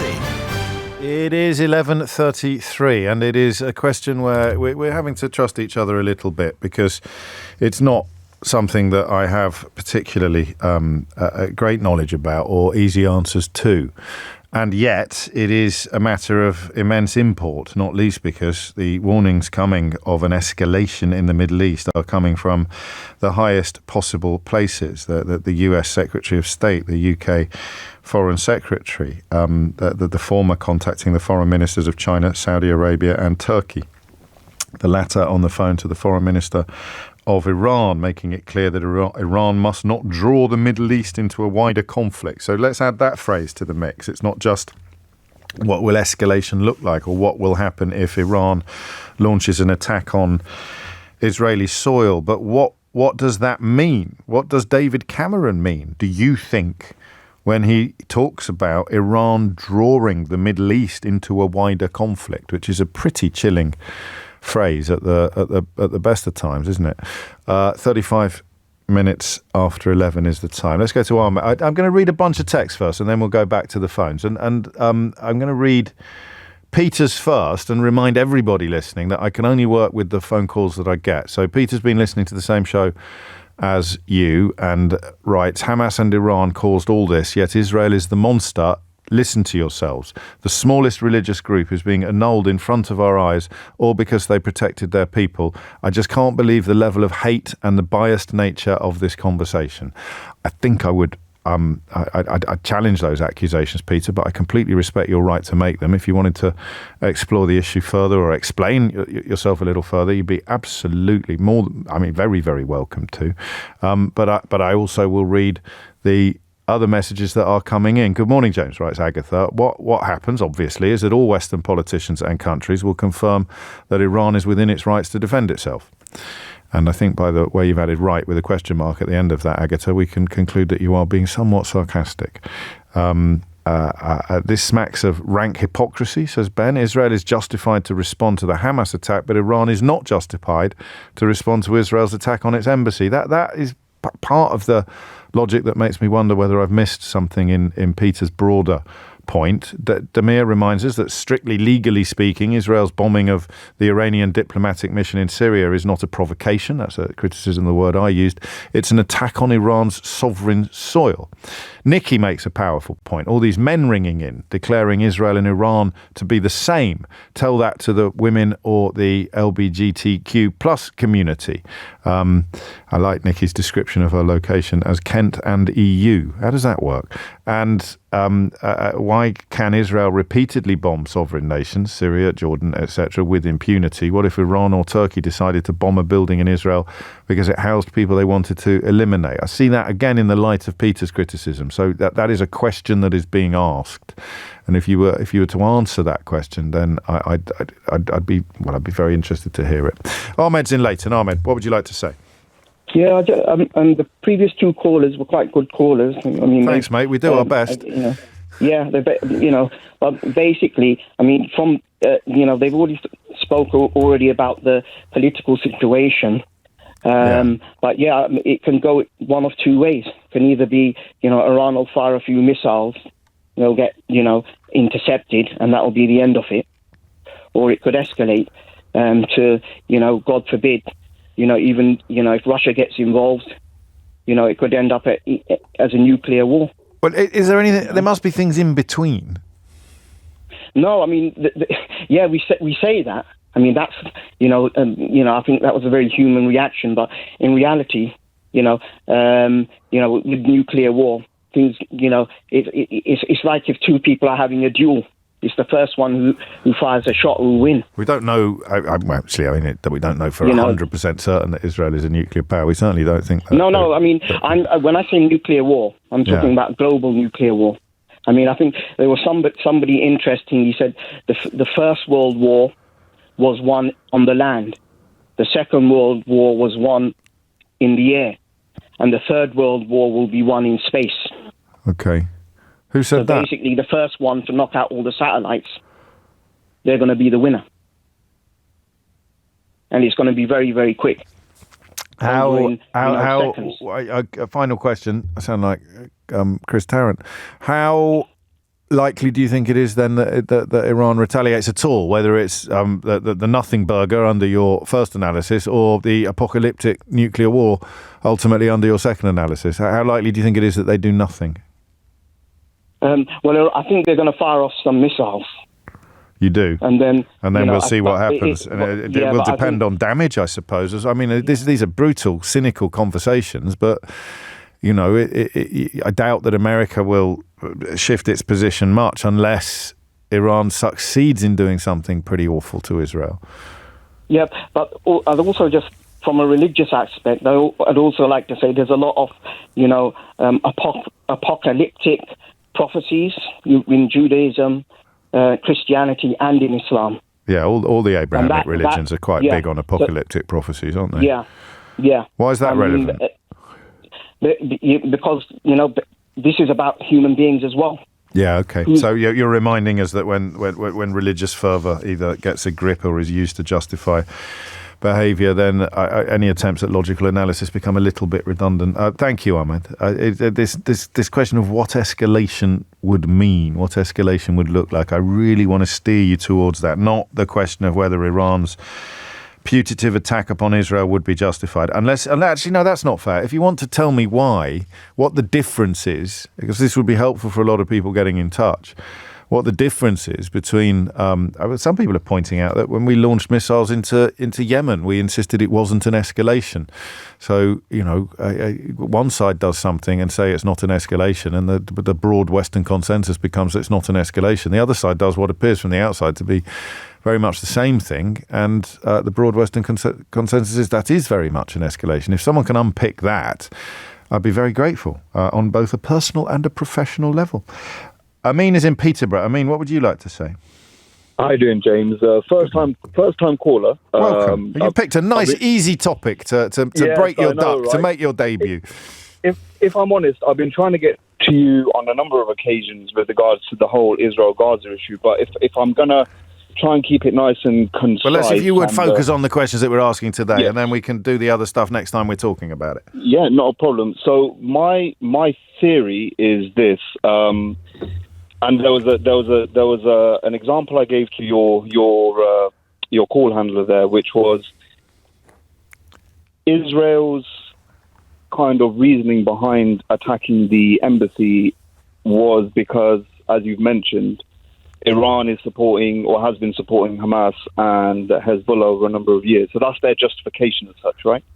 And I will just highlight that when you attack another embassy or in a sovereign land, it does break some form of international law. However, as another caller mentioned, there hasn't been much condemnation of that. If, for example, Iran was to facilitate some kind of reaction, which I think at this point it kind of has to. Donald Trump mentioned a few years ago that there was some kind of confrontation between Iran and the US when he was president, and the Americans had attacked some Iranian base. And the Iranians actually contacted him and said, look, we're going to have to retaliate because otherwise we're going to look weak to our people. However, they gave him the coordinates. This is where we're going to attack. We're not actually going to hit anything. Get your people out of there, X, Y, and Z. So that is a political move where there was an attack, there wasn't a retaliation. However, it was all orchestrated, if that makes sense. Donald Trump's on record as saying that. Right. I don't know whether that can be achieved here. Because Netanyahu, if you go back to the 60s, 70s, 80s, 90s, Iran has been in the back of his mind. He's mentioned it a lot of times that is the biggest threat to Israel. I feel any kind of reaction from Iran, whether it's some kind of coordinated attack, whether it's some kind of spontaneous attack, will result in Israel then pronouncing its willingness to launch a viable attack into Iran, and it will also, as some of your other callers have mentioned, bolster the US namely, but also I think European powers such as the UK and Germany and France into bringing them back in line. I don't know if that's the right terminology. No, I know, but bringing them back behind Israel come what may. Yes, because that's the big surprise. I don't know, the perhaps the most unprecedented element of the last 6 weeks has been the public criticism come condemnation of Benjamin Netanyahu's tactics in Gaza from allies who would previously not have gone close to that. Well, publicly, they would not have gone close to that level of critique. Yeah, I mean, I apologize for my nervousness, but I mean, if you look back at Israel's history, I don't want to say it so kind of freely, but I feel like they have kind of got away with a lot more than other countries have and would have. I don't want to say scot-free. No. There has been condemnation and criticism in the past. However, I think the amount of criticism and condemnation they're receiving at the moment is something they're A, not used to, and B, not sure how to deal with. So the only way they can get people back on side is through a really basic thing of we're now being attacked by. We're back under attack. So the rationale then of the attack upon the consulate in Damascus would be part of your calculation here. Yeah, 100%. I mean, look, James, we're all like, I don't want to say I'm an intelligent person. I truly think you are one of the most fairest and just journalists I've heard on the radio in a long time. We know that these things don't happen by accident, right? It was a targeted attack on a specific day at a specific time, and they managed to hit this building with such accuracy that it's not an accident. I think everybody's aware of that. No one's claimed it's an accident. Yeah, right. So if it's not an accident, it has to be deliberate or on purpose. And if it's deliberate, there's a reason behind it. And what's the reasoning behind it? Iran has the official reason, and then there is the theoretical or the unofficial reason. That's correct. And the example. Sorry, I don't want to. Let me know when I need to go. You kind of need to go now, but we don't treat breaks with the greatest of respect on this program. So finish your current point. In one sentence. Yes.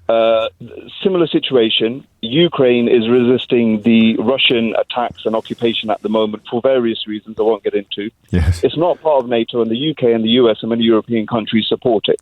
If Russia was to now launch an attack against the UK embassy somewhere in the world because we support Ukraine, you can imagine the reaction there would be, right?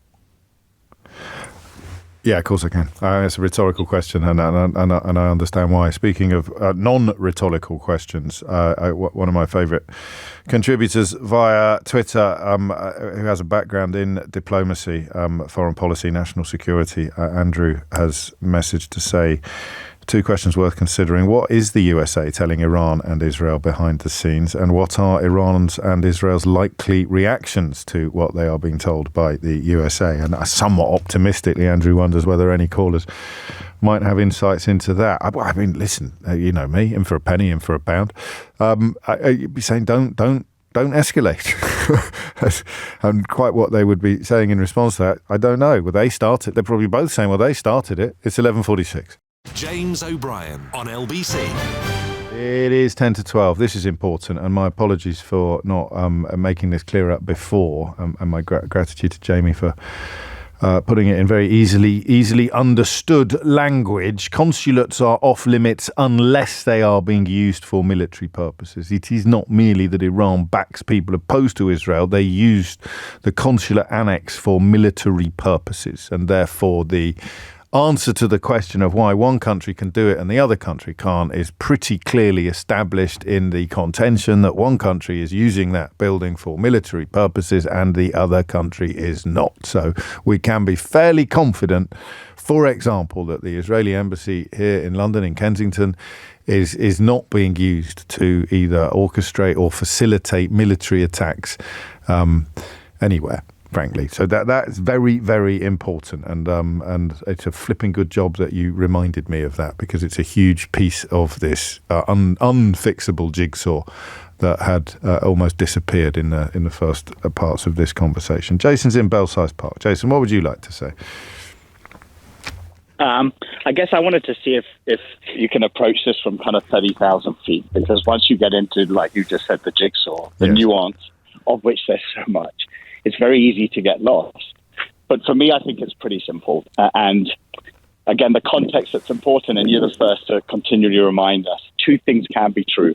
There can be a number of things that are true at the same time. And I'm happy to come to the challenge of Israel's response, and it is a very worthy challenge, and it, of course, has a significance that needs to be challenged.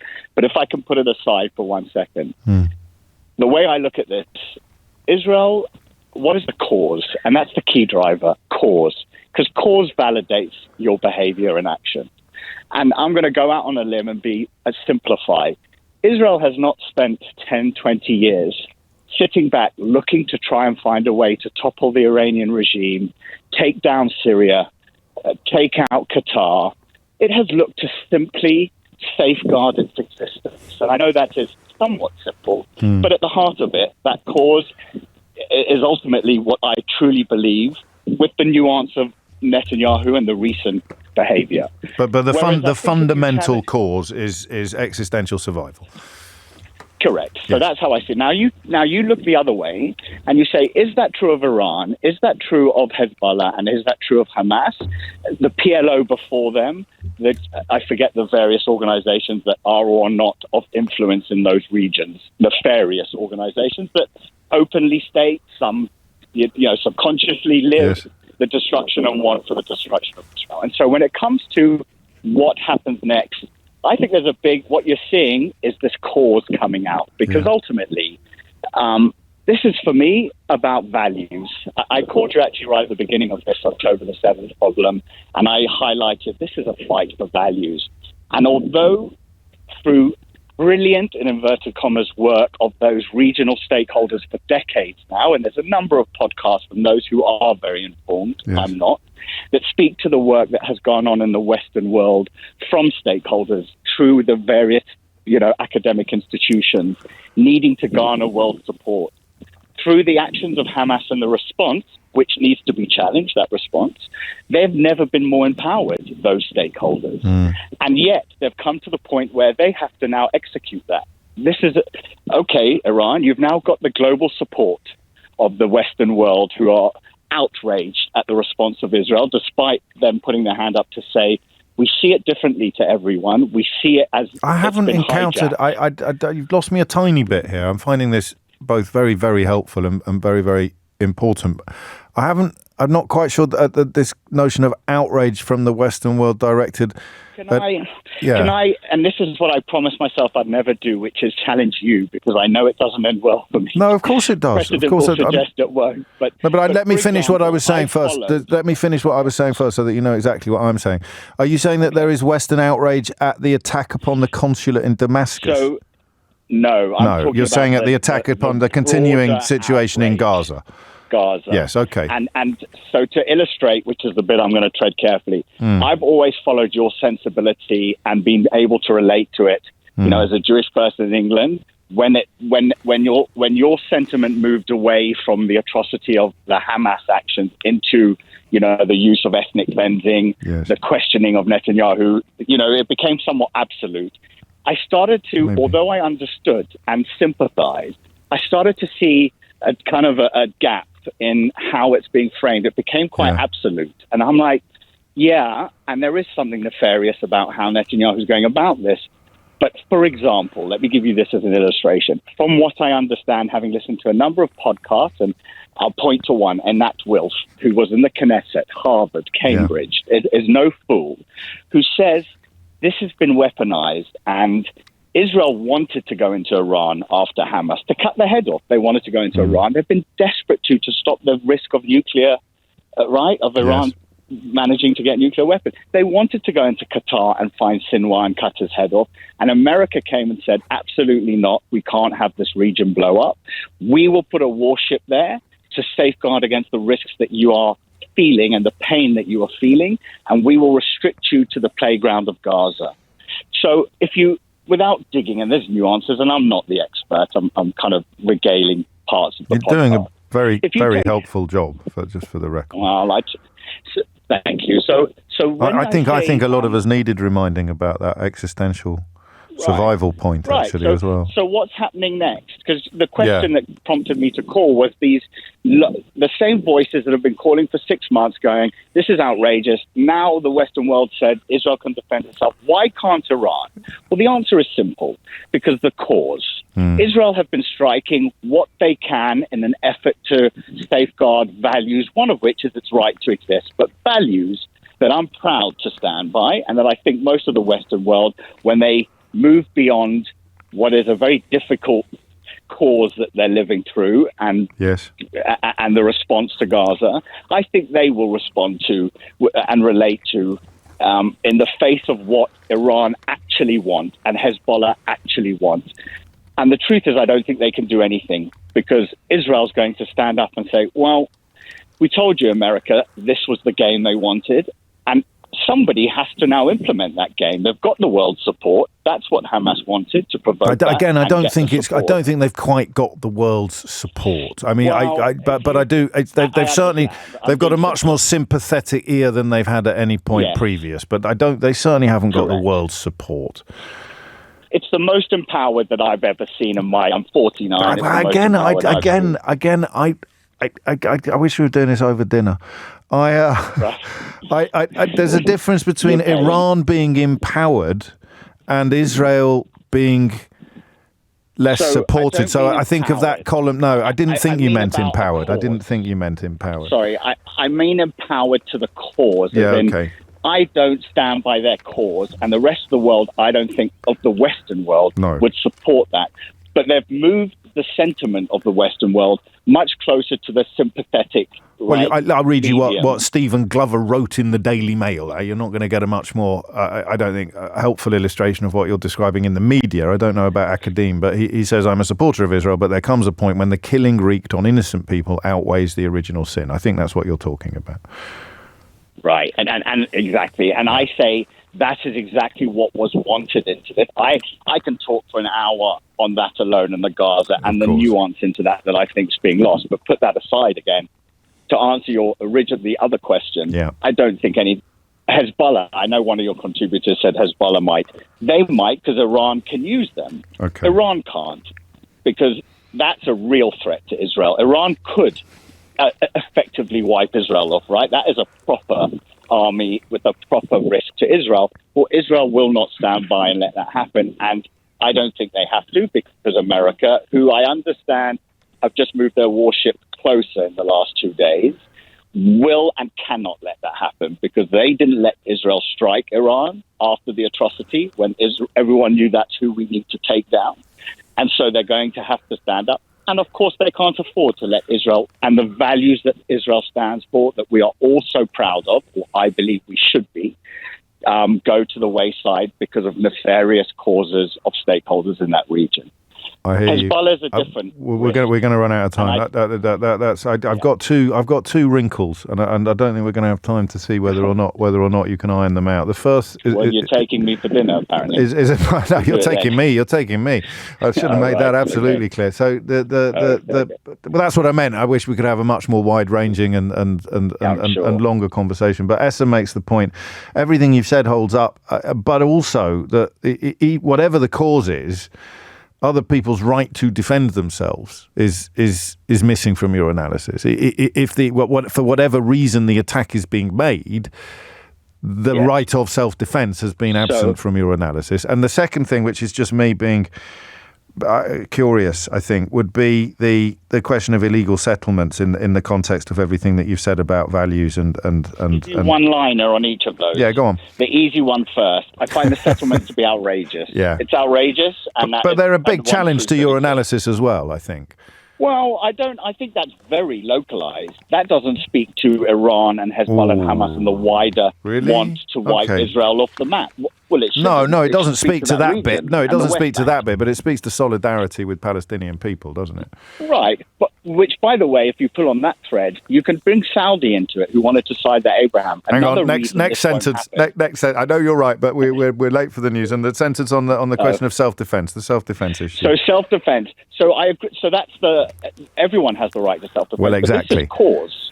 So I agree. If Iran feel like they need to self-defend against Israel, let's look at the cause. Israel are striking them because of the existential threat. That is their self-defense. Iran striking Israel in an act of self-defense. That, for me, is hijacking and weaponizing. And if you believe that, you've got your head in the sand. They want the destruction of Israel, and they're using this as a moment to try and go in and do exactly that. But that does then transmogrify into Israel can do whatever it wants in pursuit of protecting itself. they should be held to the same standard as I'm challenging. Their cause. What are their values? No, Do we but agree it doesn't. that It doesn't work like that. it doesn't work like that. You don't I'm simplifying it. Well, you are, and anyway, we said obviously the time. Thank you. I needed that. I think we all needed that, and I'm very grateful to you for it, Jason. In Belsize Park, it's 12:02. James O'Brien on LBC. 5 minutes after 12 is the time. We've got a complete change of pace coming up. We do this on Fridays. I don't know whether you've noticed. Not every Friday. I don't know why I always have the phrase in the back of my head, which is probably a sign of my age. Thank Crunchy it's Friday. Thank Crunchy it's Friday. Or Crackerjack. It's Friday, it's for Crackerjack. Not looking at me like I'm talking absolute gibberish, which I probably am. Do you want a missing word round? Should we do a little missing word round at the top of this hour? See how quickly it is. The last one was a disaster. Everyone got it right in about 2 nanoseconds. Rule change to let blank drive buses. What is that? Remember, please don't cheat. You only join in if you are having a guess, an informed guess, or of course, if you must, a hilarious attempt at humour. Rule change to let blank drive buses. And thank you for Steve, who knows that you absolutely are supposed to shout Crackerjack back at me when I say Crackerjack. 6 minutes after 12 is the time. So there is a golfer, a certified PGA pro and instructor who regularly posts golfing advice on... Here's another hook and tooth for you. Which LBC presenter regularly posts golfing advice online, or at least golf-related content online? Do you know this? I might even extend to an entire golf YouTube channel. I plug my own stuff so frequently. I should probably be giving the colleagues a little bit of a boost as well. But Georgia Ball is as I say, a certified PGA pro and instructor, and a bit of a TikTok mini sensation who regularly sets up a camera to record herself. This is such a funny story. Who regularly sets up a camera to record herself so that she can then give tips to her followers and tips to the people who are following her on TikTok. One of her most recent posts has been viewed more than 10 million times. Now, why might this be? The answer is because it resonates with, I think, women in particular, but it is amusing enough to tickle all of us, but it resonates with women in particular. Now, in a previous life, LBC flirted with the idea of starting conversations that were based of things that had happened to presenters in real life. As opposed to things that were in the news. This happily, thanks to Georgia Ball, this is actually in the news. It's been fairly widely reported everywhere a couple of months ago. But my interest in it and my mention of it actually prompted such a remarkable response from my female colleagues that we're doing it as a conversation on the radio. And what happened to Georgia, and I'll play you the clip in a minute, but it's not great audio quality, so I need to explain to you exactly what is going on. She is filming herself at a driving range near Liverpool, and bearing in mind she's a certified PGA pro and instructor, and then a random bloke off camera just chips in as she's finished a swing with a quick "excuse me," and he just starts unprompted, uninvited and unwanted. He says, "You shouldn't be doing that." And then he starts telling her to follow through and speed up her swing before adding, "I've been playing golf for 20 years. It's almost, I don't know what a pipe and slippers would look like in this sort of context. She tries to explain to him that she's going through a swing change, but he hangs around. This is my favourite bit. She smashes it then. She's a professional, so she just does her thing. And It's a shot of beauty. It's an absolutely perfect swing, perfect shot. It's a beautiful shot. Sends it flying in a bang straight line, absolutely straight as an arrow. It disappears over the horizon into the distance. Comes down with snow on top. Absolutely beautiful shot. And he says, he goes, "You see? You see how much better that was?" And so we talked about this in the office this morning, and something very funny happened, which I shall share with you after we have a little listen to this exchange between Georgia Ball and random mansplainer. Excuse me. What you're doing there, you shouldn't be doing that. You should be right through, swing, follow through. Not you're doing too slow on the way up and then back. Okay, I'm going through a swing change at the minute, so everything. No, what you're doing there is you coming back too slow. You know, I've been playing golf 20 years. What we need to do is follow through a lot quicker than what you're doing there right now. Yeah, so I mean, I'm going through a swing change at the minute, so with that, I'm just making everything. Just hit one second. Okay.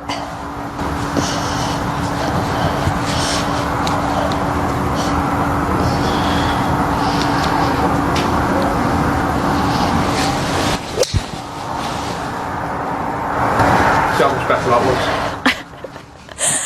Yeah, thank you. I don't think that was. Yeah. No, I'm actually going to do a swing change at the minute, so everything's slow. In order to get, I don't know whether you watch golf, the best players in the world when they are making a practice swing or they're going through a change. What I'm saying is, I've been playing golf 20 years, so you just need to follow through. See how much better that one was then. Keep doing that anyway, okay? Thank you for your advice. Oh God, it's already coming. I thought they were American. I didn't realise they were both English. And Callum, why is everyone picking up on this? Callum says, I'm genuinely disgusted that this wasn't in America. And Kathy gives me a phrase that I haven't come across before, but which I won't be forgetting in a hurry. It's called correctile dysfunction is what has happened there. The way at the end in which she kind of just was about to give him not both barrels, but she just thought, oh, forget it. Did you hear at the end where she actually? Oh, never mind. So this has been around for ages, and I was reminded of it this morning when a colleague told me that she was swimming yesterday, and a bloke sort of stopped. I presume she'd got to the end and she was having a bit of a breather before setting off to do another lend. And a bloke came up and said, I'm sorry to interrupt. I swear this is... well, I'll tell you what. I'm sorry to interrupt, but he said, your feet are all over the place. When you swim, your legs are like this and they're flapping around and they need to be like this. And she's standing there. I mean, it's a bit odd anyway because you're in your swimmers and you know, the whole male-female dynamic is a little bit... I don't know, tense, I suppose. I don't know what word I'm looking for. I guess you're worried as a woman that this is a form of sexual interest rather than swimming-based advice. And this fella actually gives it the full... you need to be doing it like you don't want to do it like that. That's what I'm thinking of. You don't want to do it like that. You want to do it like this. Oh, you don't want to do it. And it's very. And so, my female colleague, I should stress, is telling this story. Producer on another program, and then a producer on another program says, "Oh, that happened to me in the gym last week." And I said, "Well, what happened to you in the gym last week?" And she said, "Well, I was lying down and I was doing something, and a bloke came up to me, and he said." Oh no! He said, "Have you? Let me go. I'm sorry to I'm sorry to interrupt." She had her headphones on. She's got her headphones on. She's in the gym. She's in what I believe exercise fans call the zone. She's in the zone, doing her thing in the gym with her headphones on. And a chap comes up and sort of waves at her. So she's like, she puts down whatever it is that I buy. Is it dumbbells or something? I don't know. And she takes her headphones off. She goes, "Yes. How can I help?" She goes, "Oh no, you shouldn't be doing what you want to be doing. You're going to hurt you." And she said, "Well, look, if I was going to hurt myself or something like that, I might have invited the advice, but it was nothing to do with that. He was just questioning my technique or telling me that I should be doing things differently." And I thought, in the space where the three questions, one story about so one producer tells a story, and then another producer. There's only three of us there. The only person who hasn't got a story is Eleanor, who produces this show. So I have to do all the content myself. It's outrageous, honestly. And then we come downstairs, and Roxy's got a story as well, which is slightly different. Which isn't someone coming up to her and saying, "Oh, you don't want to do it like that. You want to do it like this." Someone comes up to her, she's just about to get onto what a step machine. It was a step machine. Doesn't matter what the machine was.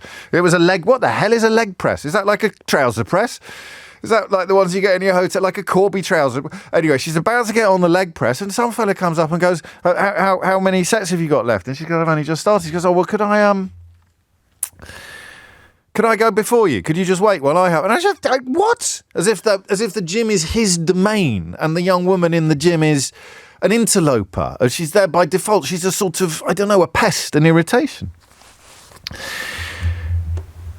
And Chris has been in touch from York, and I think, so Chris says, isn't this just people being nice?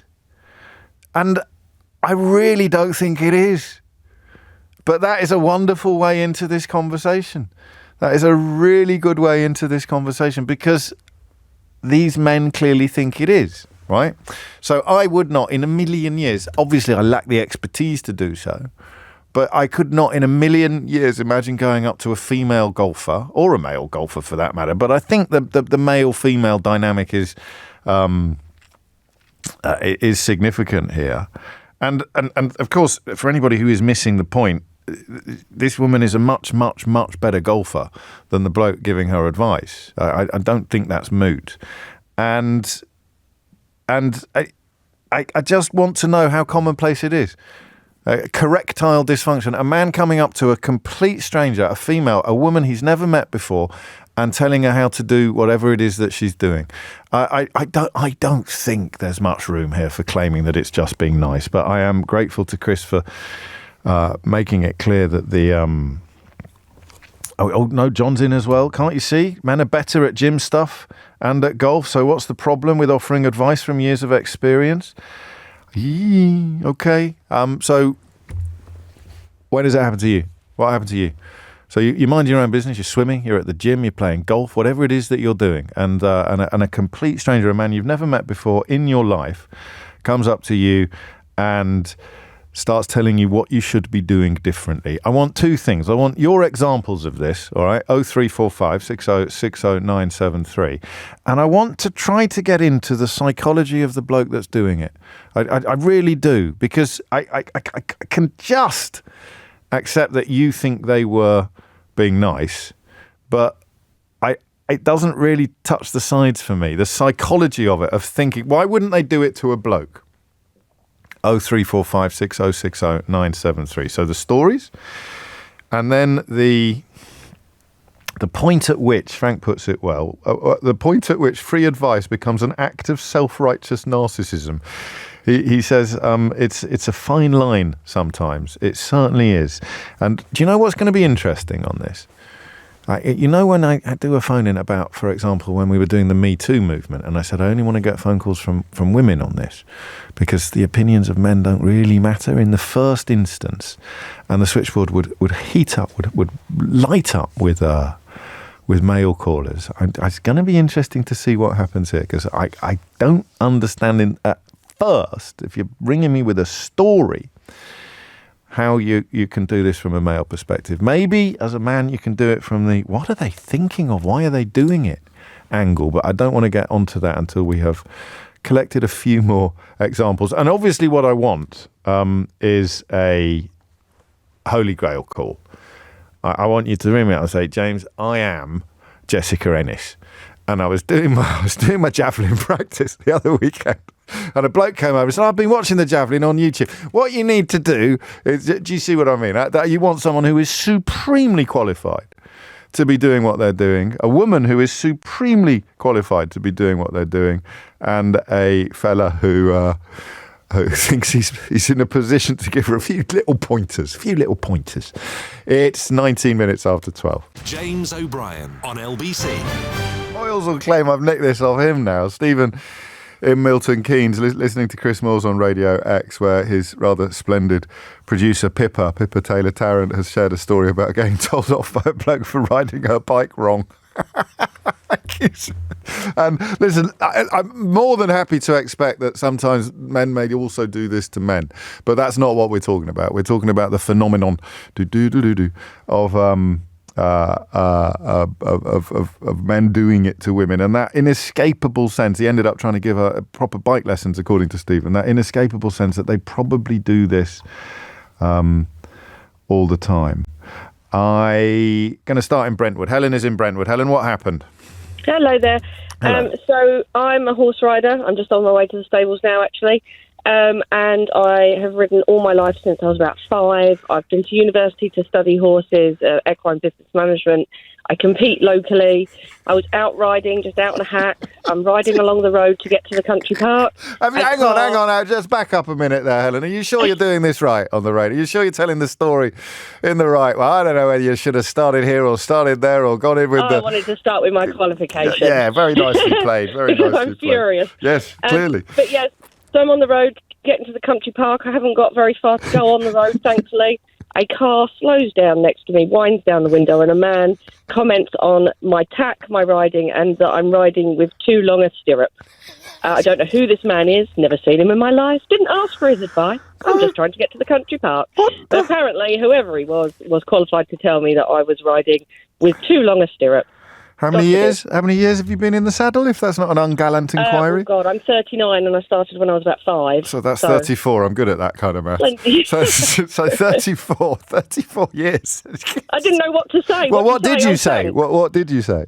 Well, I just kind of looked at him, really, and then he mumbled something else or said something else as he drove away, and it just catches you aware. And then afterwards, you're like, you've got lots of things you want to say, like, who the hell are you? You were a bit gobsmacked, I suspect. Yeah, you just dumbfounded. Hello? What just happened? What just happened here? I love that. I love that. Thank you, Helen. That is an absolutely perfect example, and there are plenty of them. Although, Greg, and this is worth doing. I know the story about the golfer is old, but it is worth stressing that she explains what she's doing and why she is doing it, and he doesn't listen to anything she says, even though she actually says it 3 times. Here's a slightly unexpected one from Katie. I've had type 1 diabetes for 33 years.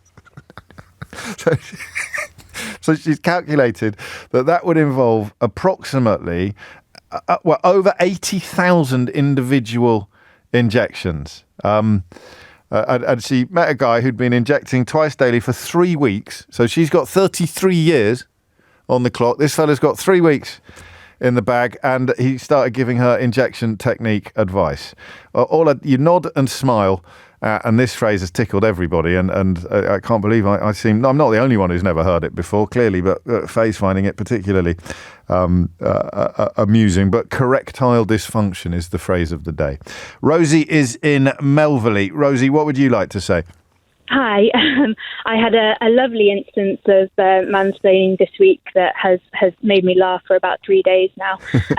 I left university and went straight to work as a pedigree analyst for one of the biggest racehorse studs in the UK. Who'd have thought? You wait ages for a horse-based caller to come along, and then 2 come along at once. It's absolutely remarkable. Go on. I know. I think maybe because it's quite a male-dominated world sometimes. Yes. You might get mansplained to more frequently. So this week, my job literally was to evaluate racehorses for purchase. So I went to sales all around the world, working for my employer, and various other sort of exciting things. Yeah. It was brilliant. It really was. So this week I went out for a drink with some friends, and they obviously were chatting about the Grand National, and I was explaining how I would evaluate a horse for the race, and if I was working with someone, how they would choose, how we would look at, this is the sort of horse you'd want to buy for this particular race, this is the breeding you'd want, this is the kind of the way you'd maybe want the horse to look. And probably about halfway through the conversation, a chap came over and decided to tell me that I was completely wrong on. Was he part of your party? Was he part of your party? No, I'd never seen him before, and I know, it's quite a small world racing. I'd never seen him around, so I don't think he was a professional in the industry. Certainly, based on his opinions, I would argue that he maybe wasn't. So I think the thing that I find so frustrating with mansplaining is like the lovely golfer in the video, is that it's the fact that once they get started, you can't get a word in to say, well, thank you very much for your opinion, but actually I've got significant knowledge in this area. It's just the fact that, and every time I was there, he was saying, no, you see, this is what, and I was like, anyway, it was super, and I think the whole table of 6 of us were just sitting there going, Oh, okay then, thank you, because you just say whatever you can to make them go away as quickly as possible. Well, so some people are bemoaning the fact that that's what the response generally seems to be, but I don't know what else you can do. So, that someone pulls down the window of their car, leans out to tell you your stirrups are too long. Someone comes up to you in a bar and starts giving you a lecture on what is actually your job and not theirs. There is no obvious zinger, so you just do have to kind of do what the golfer in the clip does and just go, okay, yeah, great, thank you, bye. Yeah, pretty much. Thank you. It was, yeah. I love that, Rosie. 2 horse. No more. Well, I know there's plenty of room for more horse swans if it is horse swans that you have. I think this is true. Hi, James. My surname is Splain. It's of Irish origin. Could we please find an alternative phrase to mansplaining? I'm not responsible for this behaviour. Well, we've got correctile dysfunction, which is, a much better pun. And this is lovely from Chrissy. I took my husband for a driving lesson. As we were getting in the car, a passing guy assumed that my hubby was teaching me and wished him good luck. I did correct him. There's a little sentence. I did correct him that opens up all manner of possibilities, isn't there? And I'm really actually quite embarrassed to admit that I read this twice from Baz. And the first time I read it, I swear, my gut response was, oh, get lost, mate. Because Baz wrote this. He wrote, James, I've been listening to radio phone-ins for 20 years.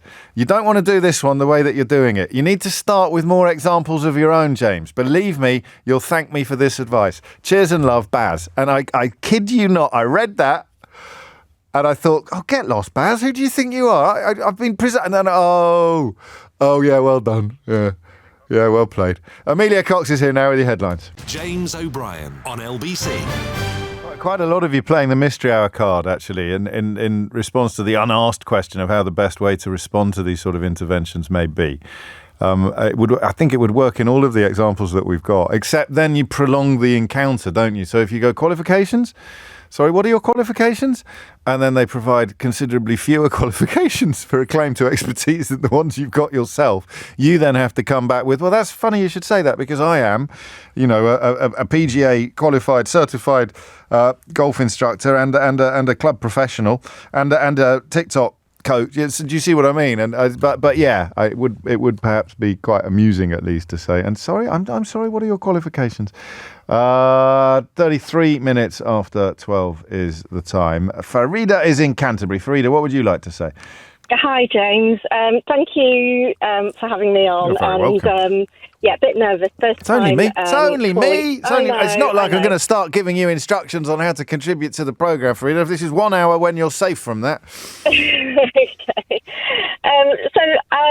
I'm a Pilates teacher and have been teaching for 8 years and have been doing Pilates for well over 20 years. And I was teaching in a village hall locally, and the heating wasn't working in the village hall. So I called up the chap who helps out, and he's very helpful and lovely. And I do know of him as well, had met him before. And he came along and fixed the problem. I was teaching in a class full of women, and after he fixed the problem, he just started talking and saying, oh, yes, Pilates, I do a bit of Pilates. And decided he says, I do some every morning. Right. And he basically stood in the centre of the hall, lay down and started demonstrating a number of exercises, just running through his repertoire, which we were all gobsmacked by. I think all of us, including all my clients, were just wide mouth, just watching him. Was he? I know this isn't well. It's mildly relevant to the question because the behaviour is just atrocious. Full stop. But was he any good at it? I have to be careful because if he's listening, he is really lovely, and I don't want to offend anyone. No, in case your heating goes again, but no. Yeah, exactly. So, I think technique, I always correct technique, so let's just put it that way. And but I think what we just found, he then stood up, walked out, and we were all just left in shock and quite amused. But, yes, of course. I suppose you have to be amused, really, because the alternative is to swing at someone. But I think, just thinking about it and knowing the chap, I don't think there's probably a number of elements to it, but I think one of it was to to just show us all how good he was. It was almost like he wanted, he'd regressed to being Look, a Mum, no 7-year-old. hands. Yes. Yeah, and wanted me to sort of pat him on the head or something like that, and saying that was wonderful. Yeah, so, it was quite, I thought it was quite amusing and sweet, but I'm guessing there is also another element to it, that he felt confident enough to... Well, yeah, except there's no way that this was an ice-breaking effort, which it would be in a one-on-one situation. It's up, the possibility that the fella is trying to start a conversation and chat someone up is I don't think it's popped up in any of the examples we've had so far, but it's a possibility in some contexts. There's no way that's what was happening here, because unless he's trying to chat up the whole Pilates class. Yeah, absolutely. Which would be ambitious, to say the least. I've got a Pilates lesson on Saturday. Oh, first one? Or I did doing it for a while? No, I did it ages ago, and then I can't remember why I stopped. But I'm doing the reformer. So I'm hoping it's going to do something for my posture, Farida, because it's a disgrace. I catch my clips sometimes, and I look like I should be ringing the bells in Notre Dame Cathedral. I've got to do something about this, and Pilates is the latest enthusiasm. It really is. Thank you for that. It'll do you a world of good. I shall report back. Thank you, Farida. I think we've got one that is, I mean, it's come in by text and it's quite long. I can't believe that, actually. I'm going to share that with you shortly, but I must first of all solve the last missing word round, which I think was quite good. The rule change to let blank drive buses. And the answer is 18-year-olds. My favourite answer was, is it very short people? Because they're going to provide cushions. But you wouldn't be able to reach the pedals, would you? So there has to be a... this is a story in The Guardian about a shortage of drivers across the transport industry has prompted moves to lower the minimum age requirements for bus and coach drivers in Great Britain. They'll also be speeding up training. For bus, coach and... What do we need? Less training. Less training for 18-year-olds driving buses. Okay. Suzanne's in Northwich. Suzanne, what would you like to say? We may never know. Is Suzanne there? Hello. I don't want to sound like a Walter Mitty, but no, go on. Yeah. Yes, I'm here. Okay, what would you like? If you haven't got the radio on in the background, have you, Suzanne? There's a shocking... Hello. I don't want to sound like a Walter Mitty. No, there's a terrible delay on your line. It's not your fault. No, now I'm doing it. It's not your fault. It's not your fault. It's not your fault. Can we sort that out? Because she sounds brilliant, and I think we may have forgotten to tell her to turn... Oh, I've just done it again. I've just done it to my own colleague. Did we remember to tell her? Zip. 12:39 is the... Oh, crikey, Malcolm, you're brave. Malcolm is in Milton Keynes. What made you pick up the phone, Malcolm, in this conversation about women experiencing mansplaining? Hi, James. Hello, Malcolm. Just made me laugh, really. Got reminded of an example a few years ago when I was in the gym, and there was this... she's an instructor. She's like a female fitness instructor, and she was doing her own personal workout. So she was one of the instructors? Yeah, but she was not doing a class at that time. Yes. She was just doing her own personal workout in the gym. And she was doing like a barbell squat, so, with the bars and the weights on, and then doing the squats. But then she was doing it as she normally does. And then some bloke next to her just said, "Oh, excuse me, I think you should go down. You shouldn't go down that far. It's not good technique." And you could just see her look of exasperation. Just, oh, not again. And then kind of just said, "Oh, well, this way works for me."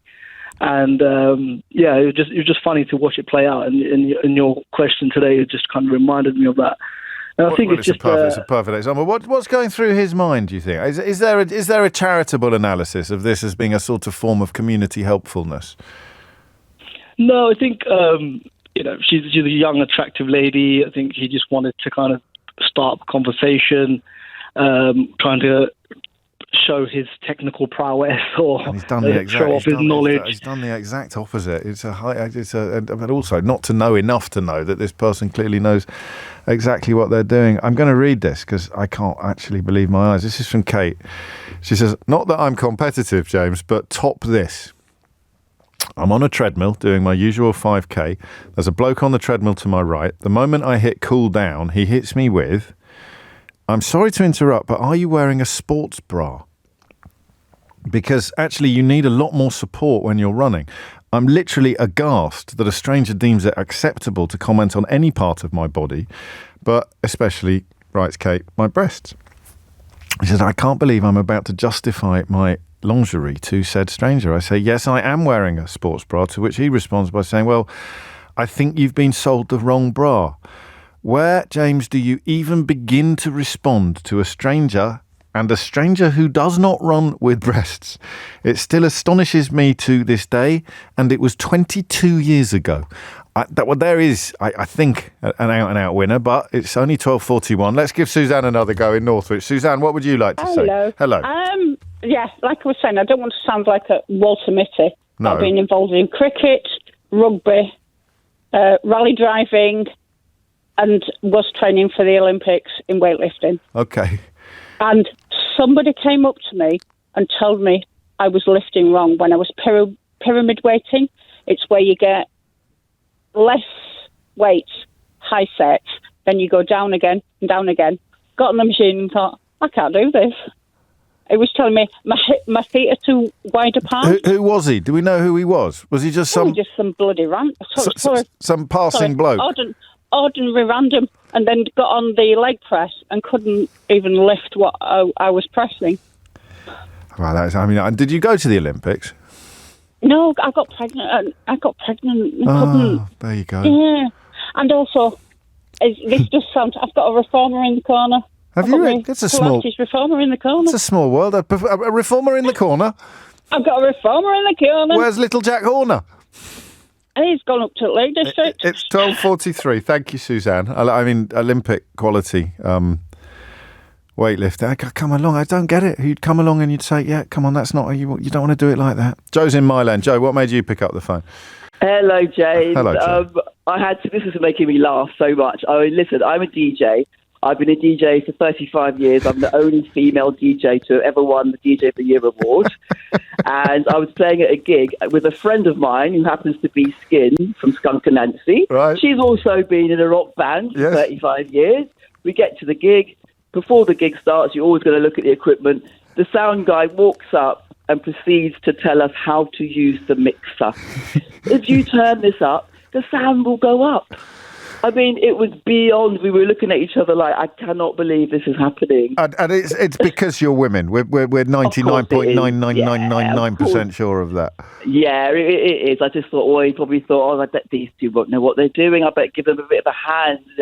We let him have it, to say the least. How did you? Tell me a bit briefly. Well, it's a family program, Joe. It's a family program, Joe. So we keep it clean. We weren't really rude to him, but we just said, look, we've both been in the business for 35 years. Just because we're women, it doesn't mean we don't know what to do. You have no idea. Years. Skinner was like, I'm in a rock band. Yes, I do. I've used a fader before. I do know what I'm doing.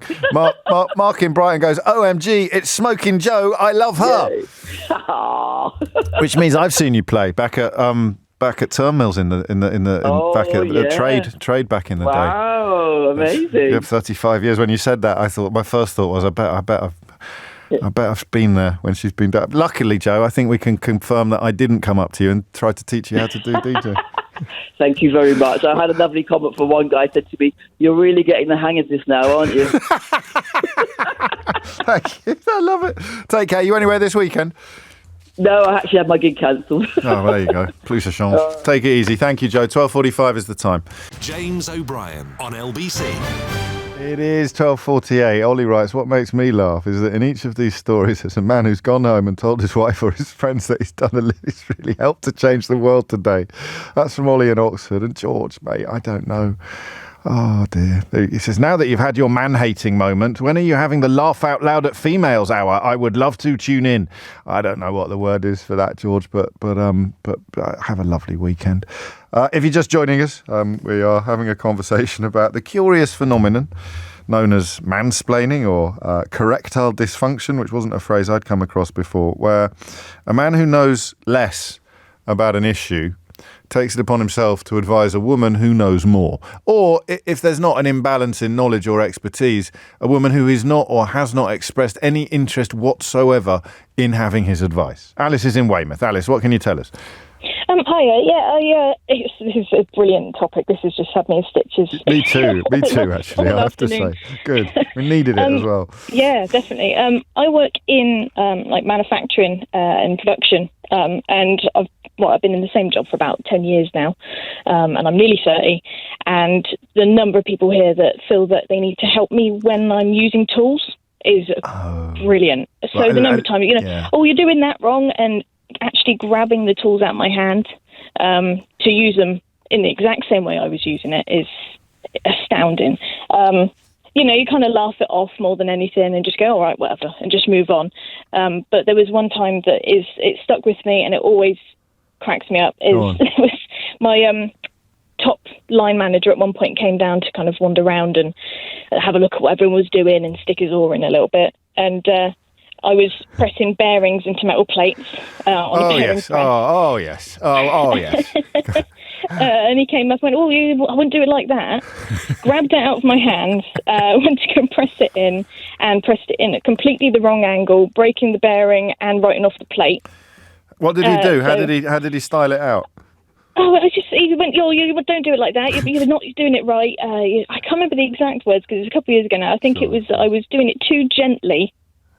You want to put a bit more force into it, and he completely knackered it. So then I had to wait another hour to get replacement parts. Would he have done that to a male colleague?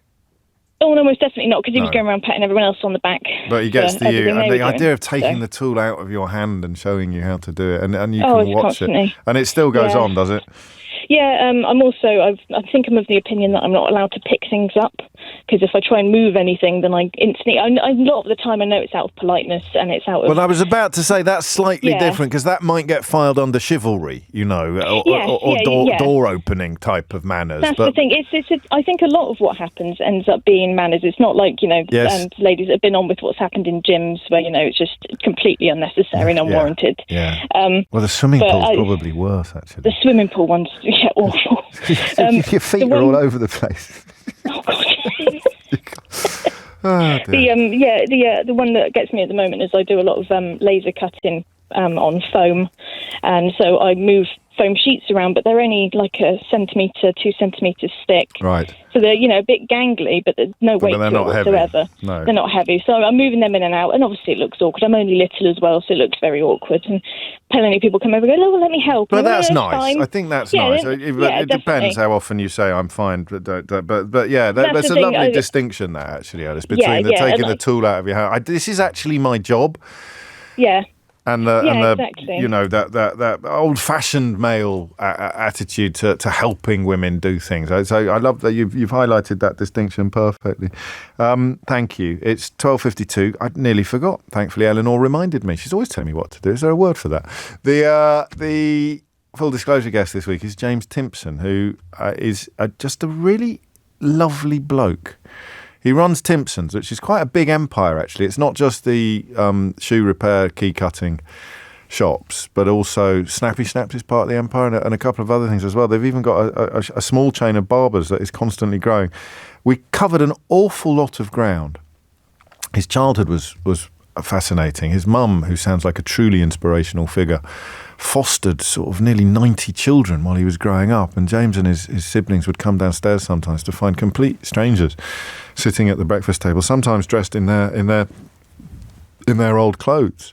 The family, mum and dad, adopted 2 boys that had come to them through the care system, through the fostering system, something that is very close to my heart.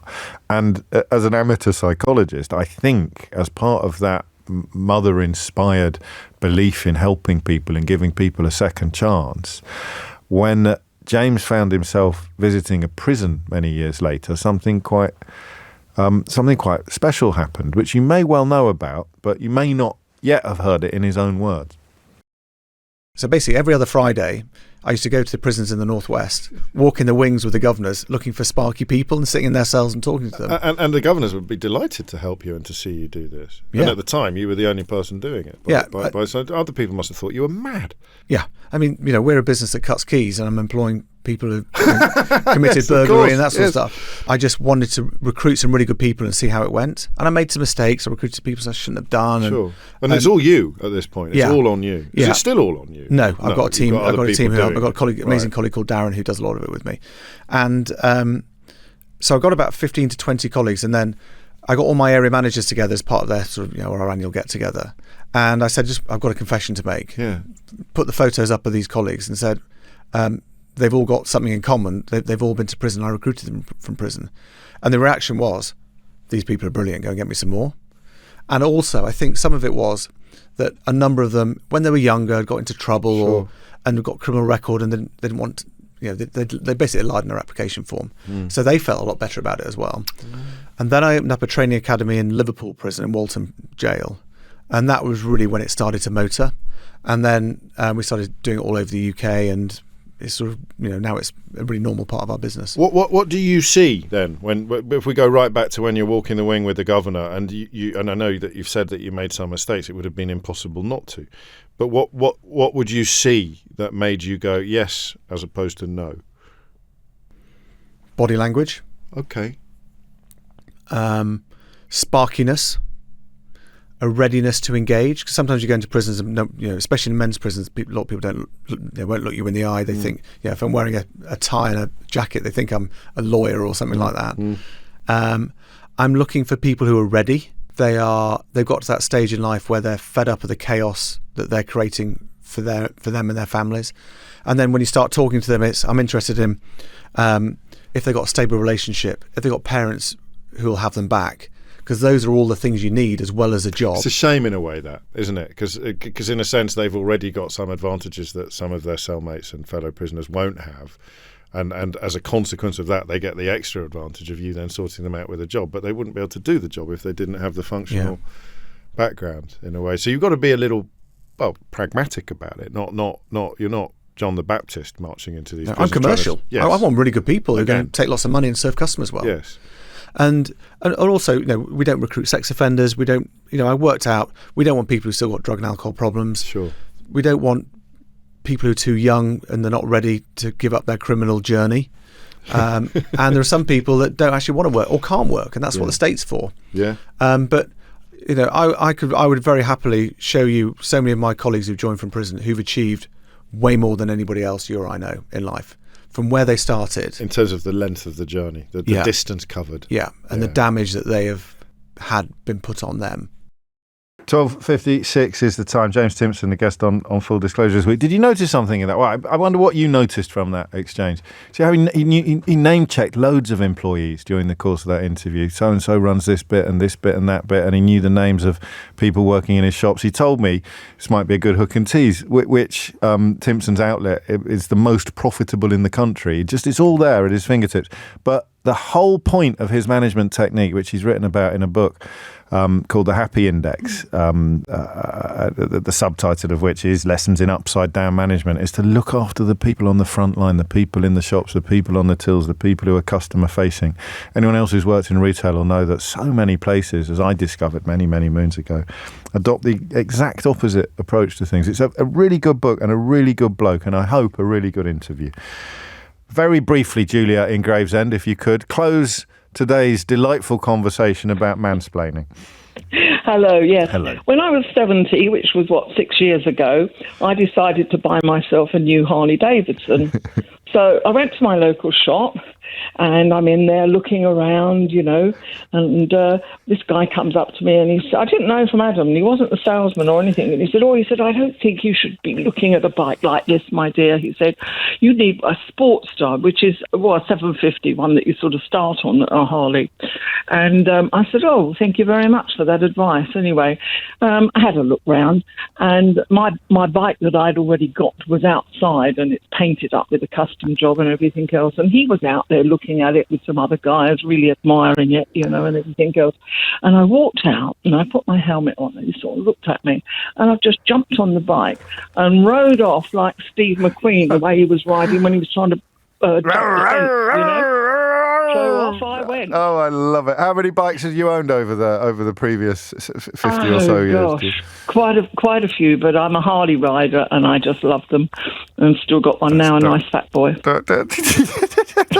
face was a picture. Well, of course it was a picture. Oh, you should have done a wheelie. Thank you, Julia. That is it from me. Well, actually, Sheila's here. A few people want to know if you've got a story, Sheila. I have countless stories. Yes, I thought you may. You mean about mansplaining? Yes, specifically. Yeah, well, again, in a swimming pool, because I think it was our colleague Shivani's story from the swimming pool that prompted this, wasn't it? This conversation, or partly prompted it. A guy said to me years ago in a pool on Gloucester Road that I used to go to, he was just in the next lane. He said, excuse me, you should roll your body more when you do front crawl, so you don't have to open your mouth so wide to breathe. And I said, so should you, so you don't have to open your mouth so wide to talk.